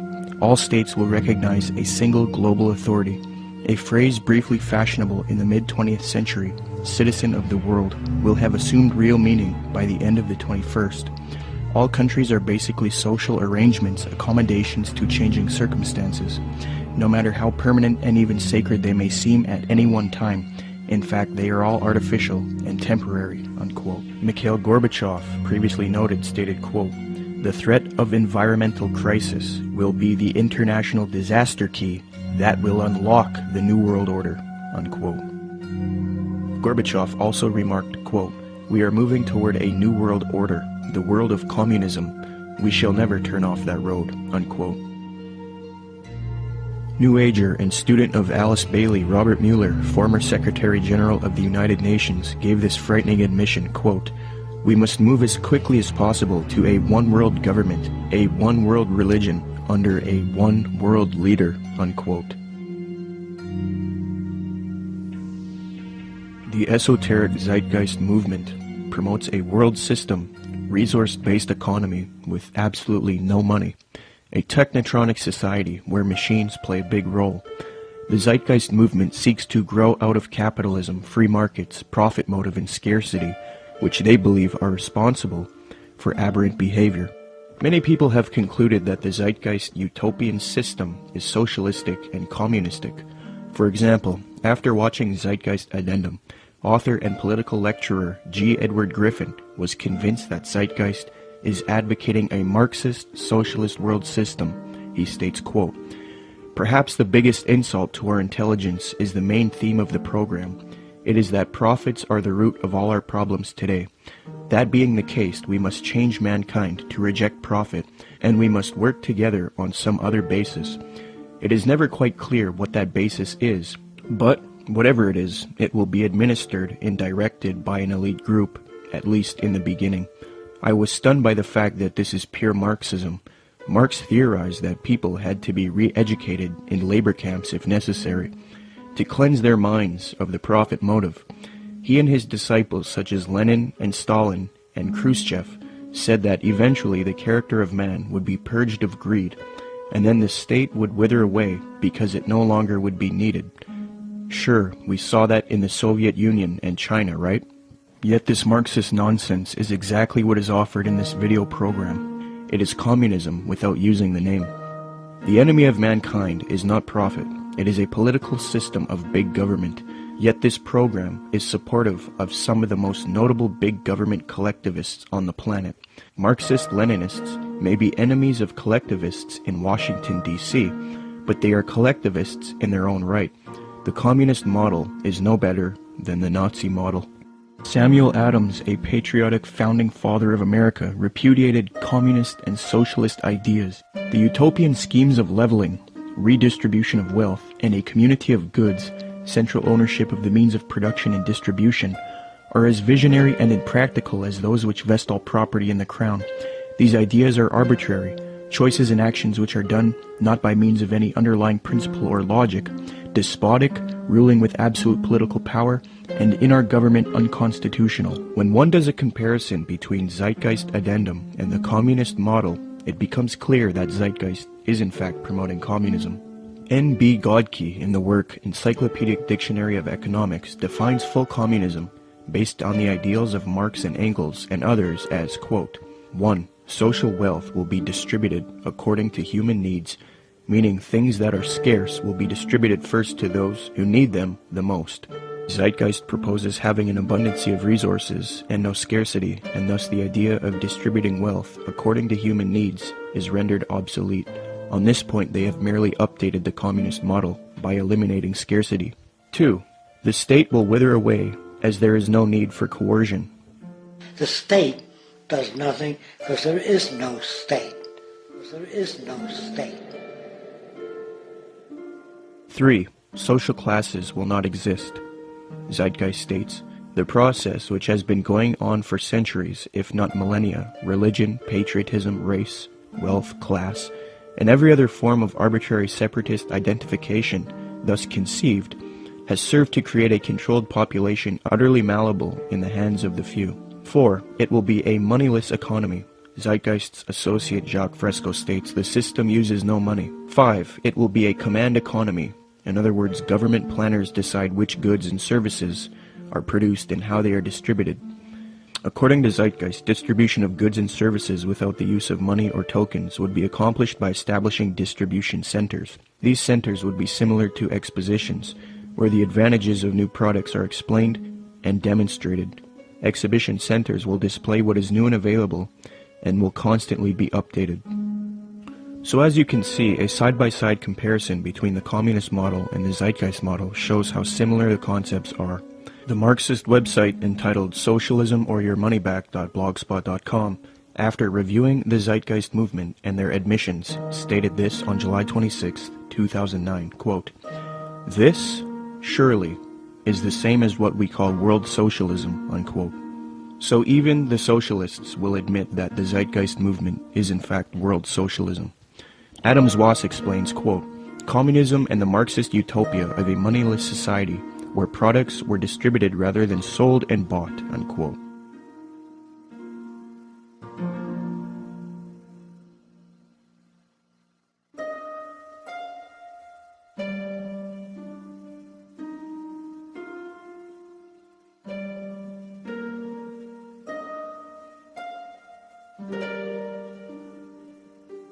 Zeitgeist's main source, Acharya S., promoted the founder of communism, Karl Marx, on her website. It no longer looks like this, but using archive software, you can see how her website looked in the years past. She quotes Karl Marx, defaming religion, thus showing her support of Marx and communism. Many people have noticed that the modern New World Order, as advocated by the elite, contains communist ideals within it. So it seems that Zeitgeist is helping the New World Order with their utopian approach rather than destroying it. They had a biblical philosophy. They gave us a republic. When Ben Franklin walked out of the building, one of the ladies said, "Mr. Franklin, what kind of government did you give us?" He said, "A republic, if you can keep it." Republics are hard to keep. We've lost ours, folks. We are not a republic anymore. We have degenerated to a democracy, and the next step is totalitarianism. We're that close to becoming a totally socialistic and then communistic country in America. You watch, it's going to happen real soon. What they're going to do next time is manufacture a depression, coming real soon probably, collapse the U.S. economy, which can easily be done overnight. And then everybody will line up and say, "Oh, hey, we're starving. What can we do?" We're going to say, "You know, we really got a problem. We need to solve this." Constance Cumby recognized that the New Agers desire a communist world system, quote, "The New Agers feel that the program they are offering the world would satisfy the basic desire of communists in that it proposes a form of world socialism. These books were calling for a new world order with an accompanying global food redistribution program aided, of course, by modern technology, i.e. computers," unquote. A redistribution program aided by modern technology and computers is exactly what the Zeitgeist movement is advocating. Notice how similar Zeitgeist's plan is to the New Age agenda just mentioned in Constance Cumby's book. In the Zeitgeist orientation lecture, Peter Joseph states, "Just as each city has a central organizational dome which functions as the brain along with its nervous system, consisting of computerized environmental monitoring via satellite and electronic probes, the larger world complex absorbs each city and monitors the broad spectrum of the environment, making sure there isn't a problem or material resource needed in any of the individual cities, while also regulating larger order processes for all the cities and the environment as a whole."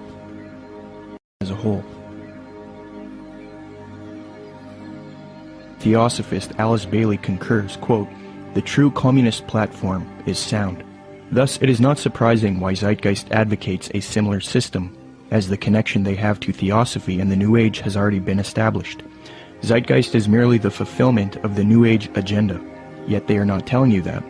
So the Theosophists and New World Order advocates would love nothing more than for people to join the Zeitgeist movement. In fact, at 47 minutes and 25 seconds into the Zeitgeist orientation lecture, Peter Joseph cites a quotation of Karl Pearson. What is interesting is that the man that Joseph admiringly appeals to support his worldview, Karl Pearson, was a notorious eugenicist and social Darwinist who advocated war against certain races. He was a socialist and contemporary of Karl Marx. In fact, Theodore M. Porter, in his work Karl Pearson, The Scientific Life in the Statistical Age, states, quote, "Pearson's appreciation of Marx was real, especially in early 1881. In his first essay on socialism, he called Marx, quote, one of the most extraordinary characters which this century has produced," unquote. New World Order research involving lectures, radio addresses, and writing used to be conducted by people such as William Cooper, Fritz Springmeier, John Todd, Randall N. Baer, and Kent Hovind. The unifying factor in all of these people was that they were all Christians. They would expose the New World Order and its New Age Luciferian communist aims. They would promote belief in Jesus Christ and the Word of God, and tell people to resist the mystery religions of Theosophy and Freemasonry while exposing them. However, all of these men have either been murdered or framed and jailed, silenced. William Cooper was shot dead in 2001 as he was ambushed. Fritz Springmeier was framed, discredited, and jailed. Randall N. Baer had his car ran off of a mountain pass. John Todd was framed, discredited, jailed, and then murdered. Kent Hovind was singled out for tax evasion and then jailed. Okay, so Fritz Springmeier, you knew him, right? Yes. Okay, so you got some letters from him, is that? Yes, when Fritz, when they put Fritz in prison, and there's been, it was pretty much a trumped up charge of, I think marijuana or something, talk of robbing a bank, this type of stuff. He got put in prison, and I started corresponding with him at that point because I had read several of his books and actually talked to him personally on several occasions. And we really, all we could do at that point is correspond. Right. So I've got several handwritten letters from him, and the last time I had heard from him was several years back, and he had been in it wasn't his fault, and I think it might have been arranged where he was in a fight. He didn't fight back. Yeah. The guy came and he told me that he was just using his head like a soccer ball, essentially. Really? Oh, it was sad. Wow. It was sad. And Fritz, he never complained in these letters. Yeah. He never, it wasn't like he was like, oh, woe is me, I'm in prison and this or that. He always had a great attitude. He was trying to help other people in there. Yeah. I believe he had a ministry going. Amen. And, I can't say enough good about Fritz Springmeier. Now that the Christian New World Order researchers have been silenced, the truth movement has been infiltrated by people who purport to be against the New World Order, yet they advocate the New Age religion, a new utopia, and they all speak against Christianity and the Bible. The people who took over the truth movement and who are allowed to live and teach the public, such as Jordan Maxwell, Michael Tessarion, Peter Joseph, David Icke, and others, all of these people have one unifying factor. They are all strictly against Christianity, and they are all heavily associated with the New Age, Theosophy, and Freemasonry. I think Jordan Maxwell is somebody who is just deceived. It's my personal opinion, and I could be wrong about this, that Jordan Maxwell is not a paid disinformation agent, or he's not somebody that is a high-level Satanist. I think that Jordan Maxwell is like many of us in the truth movement. We have been deceived by a lot of very clever disinformation. In his case, Blavatsky and the secret doctrine and that whole concept that really got him on a roll. Jordan Maxwell is a person who believes that the entities that he's involved with, that he had experiences with in the desert, etc., were Pleiadians. And I think that he thinks that they chose him to teach the world certain things. So in that context, it's very hard for him, or really anybody, to break free of that paradigm, because in that paradigm he gets to be this super special individual, and we all are vulnerable to that. If we have supernatural experiences where entities tell you that you are the chosen one and that you're going to do something, it's very hard not to believe them, because that's what you want. And so it's very hard, and of course, in doing so, in thinking, okay, these guys, these Pleiadians are on my side, when in actuality they're demons, they would coax him to do certain things, like he mentioned later, to go into these seances or whatever. In doing that, they can have more control over him, because they're demons and they have a system to get more control over a person. And if they do that, then he can start to be used more thoroughly by them, and he can do exactly what he promised them that he would do, to be a channel for them. And that's what his life has been about, being used, despite his probably very good intentions. He has been a tool of the New World Order. And so my view is that Jordan Maxwell's ends up promoting the New World Order. In that particular session, he goes on to say that the New World Order, that a bad time is coming, but that time must come in order for it to be destroyed, to bring the birth of the New World Order. Out of chaos comes order. So he was saying that the old system must be destroyed to come the new system. And that is exactly what the double-headed phoenix rising out of the ashes is all about. The old system of the New World Order is what we see building up all around us.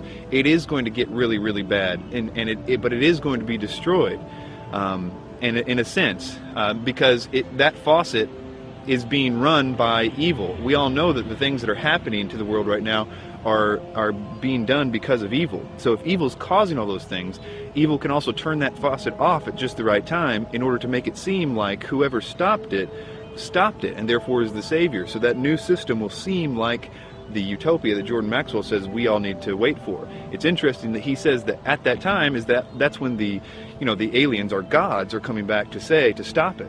That's the deception. That's what the people in the have been saying, of the occultists, saying that that's what the demons are going to do for a long time. It's easy to be seduced, especially in Tsarian's case, who was raised since 11 years old saying this is truth. He was raised by Rosicrucians, raised by these people by his own admission. He was doing the tarot cards at the age of 11 by his own biography. This is the example of being raised in a system, being told one thing is true and the other thing is not. It's biased is what it is, but nevertheless, I think in that reason these people deserve our sympathy. One way or the other, they are deceived. Even if they are intentionally doing it, which is possible in the case of Tsarian, and it's possible in the case of Maxwell too, I suppose. Even if they're intentionally doing it, they have to deserve our sympathy and even our prayers, because even if they're intentionally doing it, they're still deceived. But to wrap that up, Blavatsky and everything that came out of that was what 1 Timothy calls the doctrines of demons, and in the last days people will believe. The New Age and all of that was birthed by Blavatsky, and the New Age ideas will be used to bring in this new world order.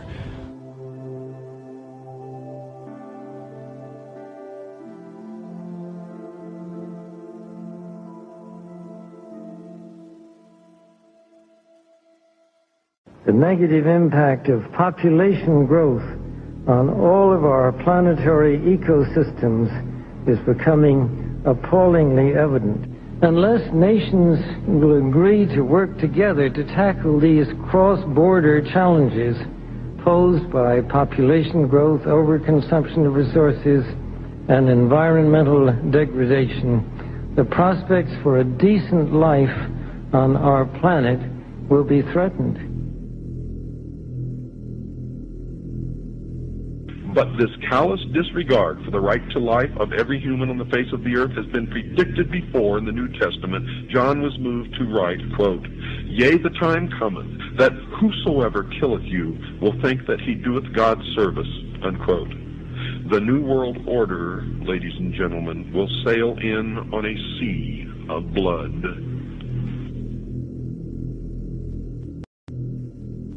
The same New Agers who call for peace, love, harmony, and world unity, when confronted with separatists, for example, fundamentalist Christians, you start to see a darker side to them. They do not appreciate people who will not adopt their New Age views. For example, a major New Age figure, David Spangler, who was in a group known as Planetary Citizens, which was a UN group, stated something to the effect of, we can take all the marshmallows, all the scriptures, all the tablets, and have a jolly good bonfire. So essentially, he's promoting the abolition of these faiths. Similarly, Maharishi Mahesh Yogi, the influential New Age guru sought out by the Beatles, stated, quote, "There has not been and there will not be a place for the unfit. The fit will lead, and if the unfit are not coming along, there is no place for them. In the place where light dominates, there is no place for darkness." See, in his thinking, the fit are the New Agers, and the unfit are those who do not adopt the New Age beliefs. People who are, for example, fundamentalist Christians, Jews, people like this. So essentially, you see a lot of intolerance within the New Age movement. It's not all nice and dandy with these people. You know, they have the mask, they have the appearance of peace, love, harmony. But in their writings, they do come out and say that there is no place for Christians and people who do not accept their beliefs. In the book of Co-Creation, New Age leader Barbara Marx Hubbard states, quote, "Out of the full spectrum of human personality, 1/4 is electing to transcend, 1/4 is resistant to election. They are unattracted by life ever evolving. Now as we approach the quantum shift from creature human to co-creative human, the destructive 1/4 must be eliminated from the social body. Fortunately, you, dearly beloveds, are not responsible for this act. We are. We are in charge of God's selection process for planet Earth. He selects, we destroy. We are the riders of the pale horse, death." Alice Bailey explained what the New World Order will do to those who refuse to accept it. Quote, "Let us never forget that it is the life, its purpose, and its directed, intentional destiny that is of importance, and also that when a form proves inadequate, or too diseased, or too crippled for the expression of that purpose, it is, from the point of view of the hierarchy, no disaster when that form has to go. Death is not a disaster to be feared. The work of the destroyer is not really cruel or undesirable. Therefore, there is much destruction permitted by the custodians of the plan, and much evil turned into good," unquote. Blavatsky's peer, Aleister Crowley, said an Egyptian entity told him Christianity would be destroyed at the advent of the New Age, quote. A peer of Blavatsky's, often called the prophet of the New Age, Aleister Crowley, claimed to have been visited in the spring of 1904 by an Egyptian entity called Oase, who foretold to Crowley the end of Christianity, unquote. But if you dig deep into the literature, yes, they're going to be extremely intolerant. David Spangler had talked about the Luciferic initiation and these types of things. And we look in the Bible and we can look at like Revelation 13 and where all they that do not receive the mark and the mark of the beast in their right hand or their forehead, you know, are going to essentially forfeit their life. This is how intolerant it's going to become. It's going to be their way or no way. And so, no, they're not going to have any tolerance. I think at first they're going to come as real nice guys, though. I don't think they're going to do that right off the bat.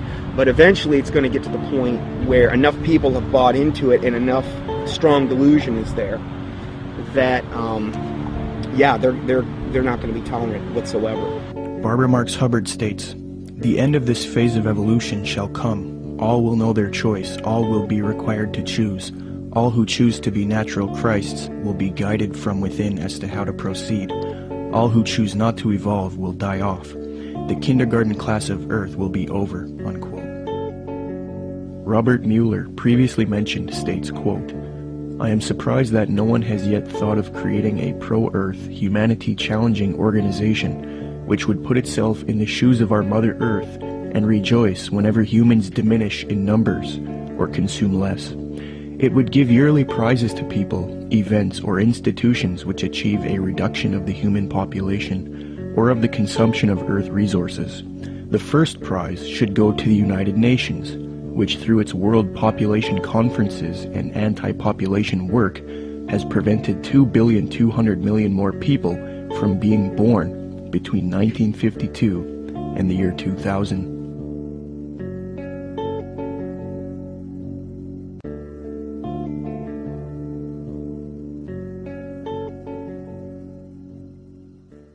The more you look into where the 2012 ideas originated, and honestly, most of the 2012 theories are relatively new, that is, people attaching significance to the fact that the Mayan calendar ends. And almost without exception, they are by people that are channeling entities. A lot of times they say it's the Pleiadians that they're talking to, or the Syrians, or in the case of David Wilcock, it's Ra and Seth.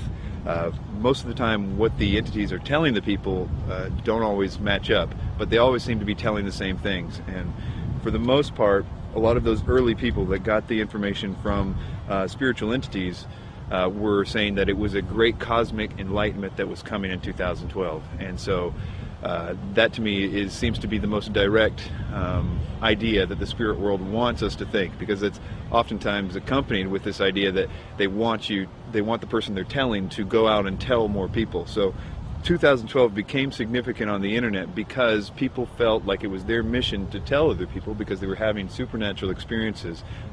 Most of the 2012 theories will fall into one or two categories. Either they're going to be, that in 2012 there's going to be some great enlightenment. They say it's a spiritual evolution or a consciousness shift or a vibrational change or something to that effect. And the other half of it seems to be more about a cataclysmic events that are going to happen in 2012. Usually, they're based off the idea that the Mayan calendar ends or restarts in 2012. 2012 is being pushed on the public through books, documentaries, speakers, and even major motion pictures. We are meant to believe that December 21st, 2012 will either be a catastrophe for humanity or a time when there is a consciousness enlightenment and a world shift, a time when humanity evolves. However, when you consult the scholars who study the Mayan calendar, they don't seem to support these views at all. University of Florida anthropologist Susan Gillespie says the 2012 phenomena comes from the media and from other people making use of the Maya past to fulfill agendas that are really their own. Despite the publicity generated by the 2012 date, Susan Milbrath, curator at Latin American Art and Archaeology at the Florida Museum of Natural History, stated that, quote, "We, the archaeological community, have no record or knowledge that the Maya would think the world would come to an end in 2012. I think probably the most significant reason that all of them are wrong is because what they say that is going to happen in 2012 isn't. That is, although the Mayan calendar might be ending, there is no galactic alignment, whether it be the Earth actually won't be aligning with the center of the galaxy in the sense, and that actually won't happen for another 30 million years. So, and even if it was, there's no necessarily any evidence that anything would happen, but it's really a moot point because there isn't anything happening. Secondly, there is no actual alignment of the planets. It's another thing that people are saying is going to cause the enlightenment or the catastrophes. And this goes on and on. It's the same thing with the solar flares. It's the same thing with Planet X or Nibiru, or all those things aren't happening. And it's very interesting how you actually can go point by point and find out that each one of those supposed catalysts aren't true.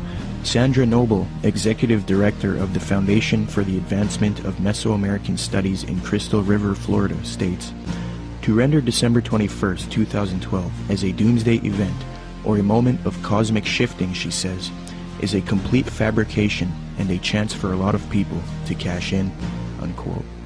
Many people are indeed cashing in because of the 2012 hysteria, but the reason 2012 is being pushed on the public so much is because it is in 2012 when the elite occultists and the New Age advocates plan to usher in the Age of Aquarius one-world system.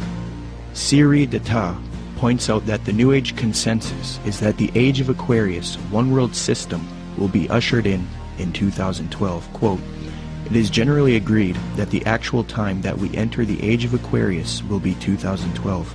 Unquote. Could this whole 2012 concept be propaganda to get people to accept the Age of Aquarius in 2012? Eugene Gallagher likewise notes that the supposed Age of Aquarius is expected to arrive in 2012. Quote, "The term New Age is most closely correlated with the astrological idea that we are about to enter a new age, the Age of Aquarius, which will arrive around 2012. Unquote. Michael P. Mao states, "Yet 2012 does not mark the end of the world as oft predicted, but the birth of a new golden era, popularly known on the Earth plane as the Age of Aquarius." Unquote. Dr. C.L. Pepler explains the New Age view that 2012 is the start of the Age of Aquarius. Quote, "They believe the next age will start around AD 2012 and will be the Age of Aquarius. This, they say, will be an age of enlightenment and world unity, a post-Christian world in the fullest sense of the word."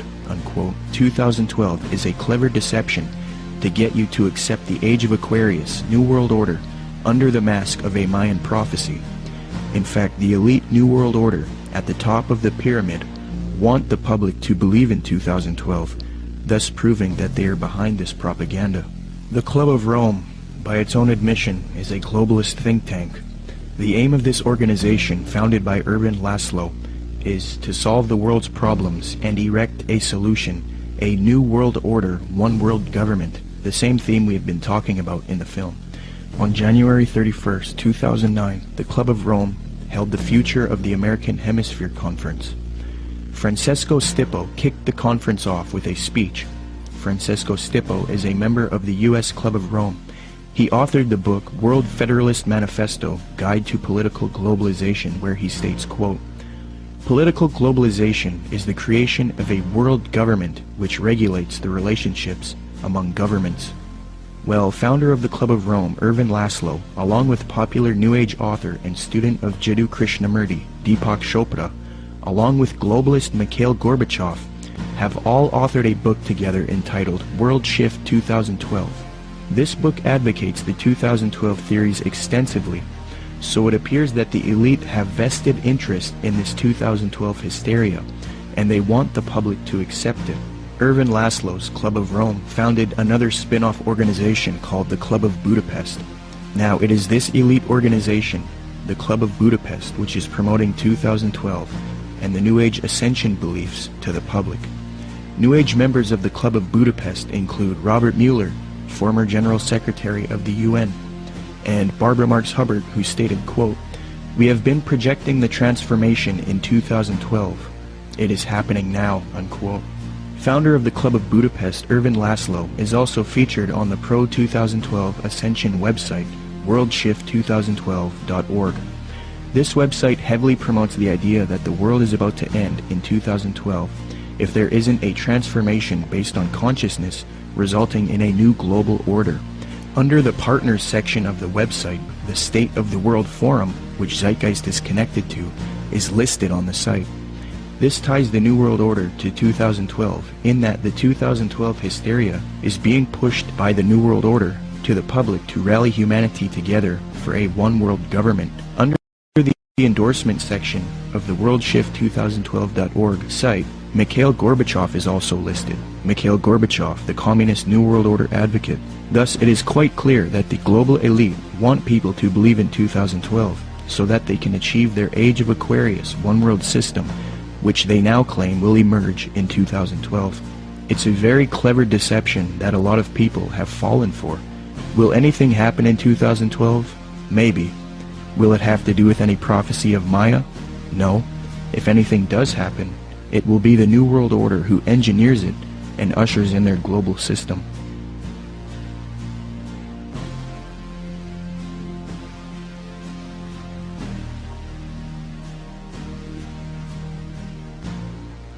The reason the Christian anti-New World Order researchers have been silenced and replaced with New Age advocates is because the New World Order occultists and New Age advocates hate biblical Christianity. Why? Because the Bible not only refutes their New Age beliefs, but it predicted their coming utopia, calls it out as an evil world system, and tells people to resist it. First, in the Apostle Paul's first letter to Timothy, he warns of these supposed ascended masters who will deceive people with false doctrines. Quote, "The Spirit clearly says that in later times some will abandon the faith and follow deceiving spirits and things taught by demons. Such teachings come through hypocritical liars, whose consciences have been seared as with a hot iron." Paul also predicts the New Age movement, quote, "For the time will come when men will not put up with sound doctrine. Instead, to suit their own desires, they will gather around them a great number of teachers to say what their itching ears want to hear. They will turn their ears away from the truth and turn aside to myths." New Agers will often claim that the Bible promotes their astrological beliefs.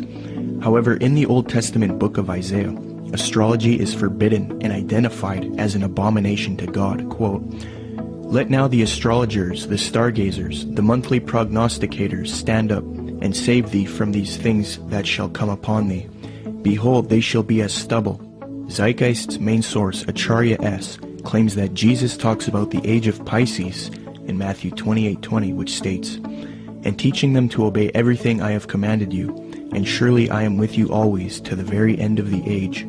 However, although the zodiac was around in 1st century Palestine, the age concept was not around yet, so the biblical writers could not have been referencing the astrological age. Dr. Noel Swerdlow, professor of astronomy and astrophysics at the University of Chicago, states, "Within which group of stars the vernal equinox was located was of no astrological significance at all. The modern ideas about the age of Pisces or the age of Aquarius are based upon the location of the vernal equinox in the regions of the stars of those constellations. So when this woman says that the Christian fish was a symbol of the coming age of Pisces, she is saying something that no one would have thought of in antiquity." Unquote. When Matthew 28:20 talks about the end of the age, or in Greek, the end of the eon, he is not talking about astrological ages, as this concept was not around yet. The age referred to is that of Jewish understanding. As J.P. Holding remarks, quote, "Zeitgeist is correct that when Jesus refers to the end of the eon, he doesn't mean the end of the world. However, he is also not speaking of the astrological age of Pisces. Rather, in the 1st century Jewish thought, there was an awareness of the current age, Ha-Alom Ha-Zeh, and the age to come, Ha-Alom Ha-Ba. The distinction between the two appears both in the New Testament and in other Jewish writings.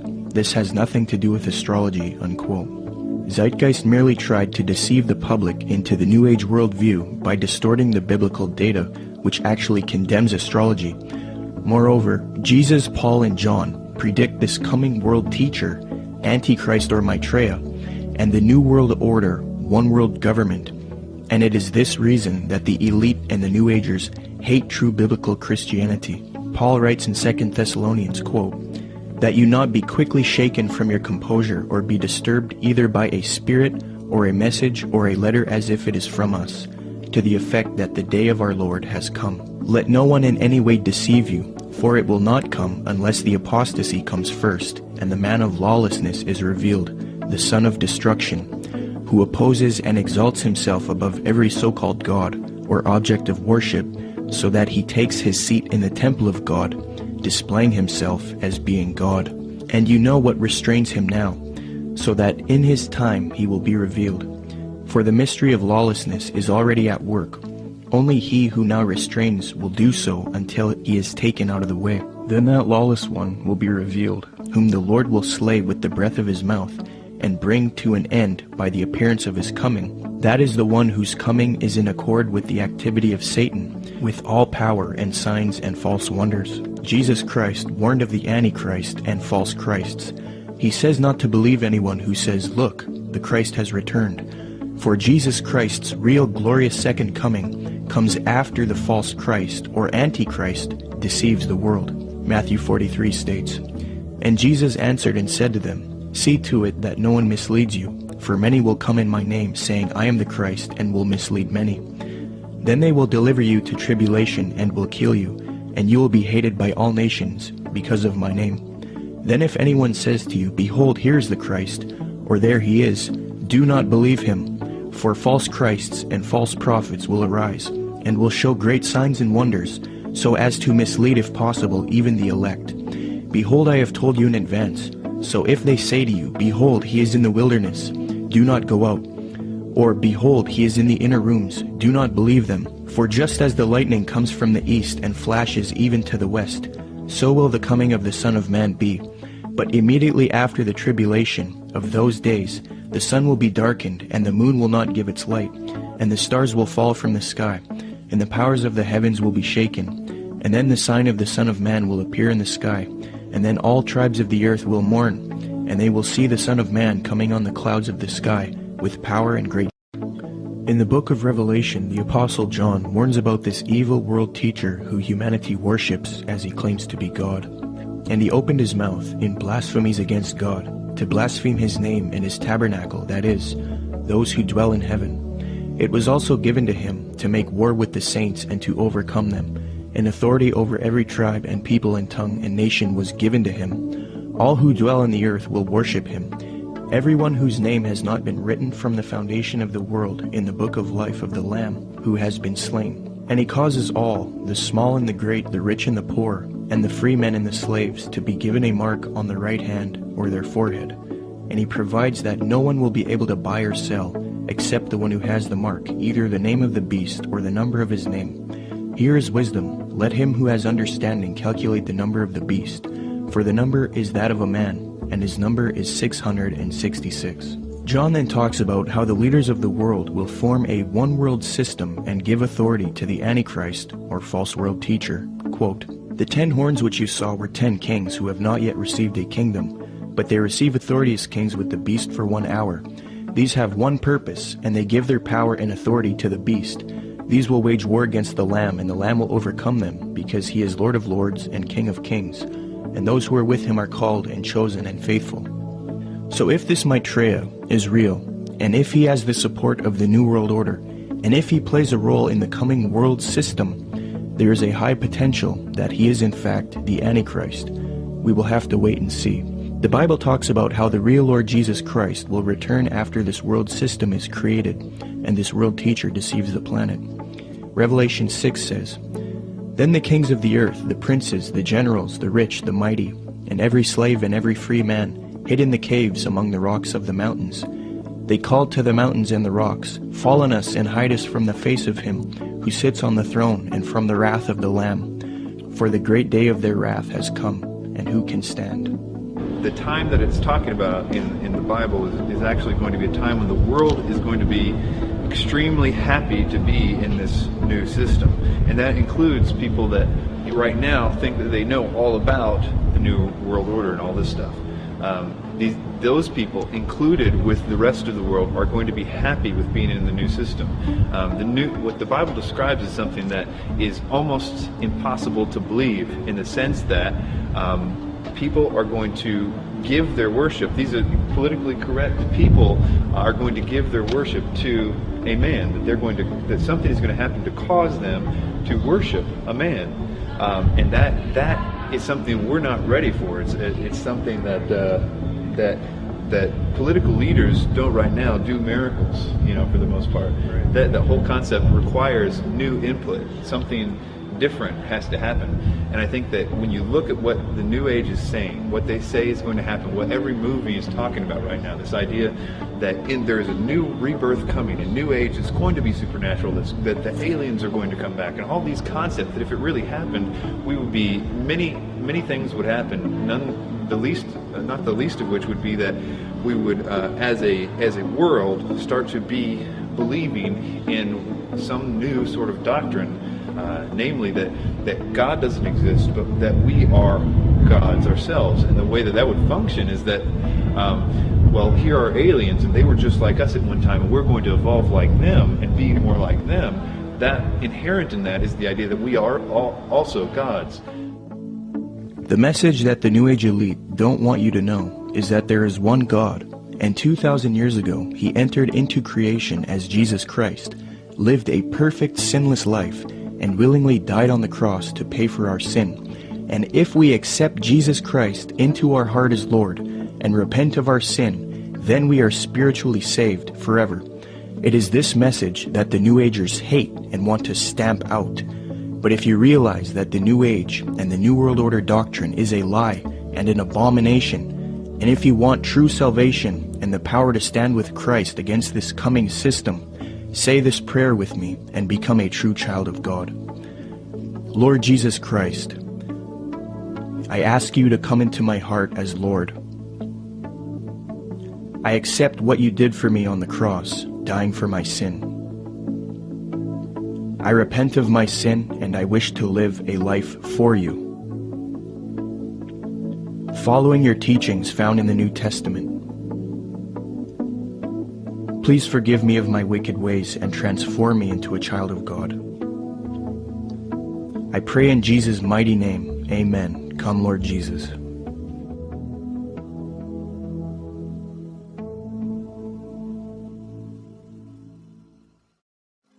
You don't really understand sometimes what a terrible burden it is to know some of the things that I know and try to wake people up and impart this knowledge to them and find out that they just have walls built in front of them. They want to be slaves. But we're making some chinks in those walls. You must publish only documented fact. And you must stay away from printing articles from people who will not document as fact what they put in their articles. That's why my broadcast scares the hell out of socialists. That's why in a White House memorandum I was named as the most dangerous radio host in America, not because I'm going to go out and shoot somebody, but because I shoot documented facts which cannot be refuted. That's why. That's what's dangerous. Seek ye the truth, and the truth will make you free, and nothing else will do it. Jesus Christ has never lied to anybody. Why won't you listen to him? Don't spread a rumor. Spread the truth. Document it. Prove it. Make it irrefutable, and you too will become dangerous to those who admire us in lies and enslave us in socialism.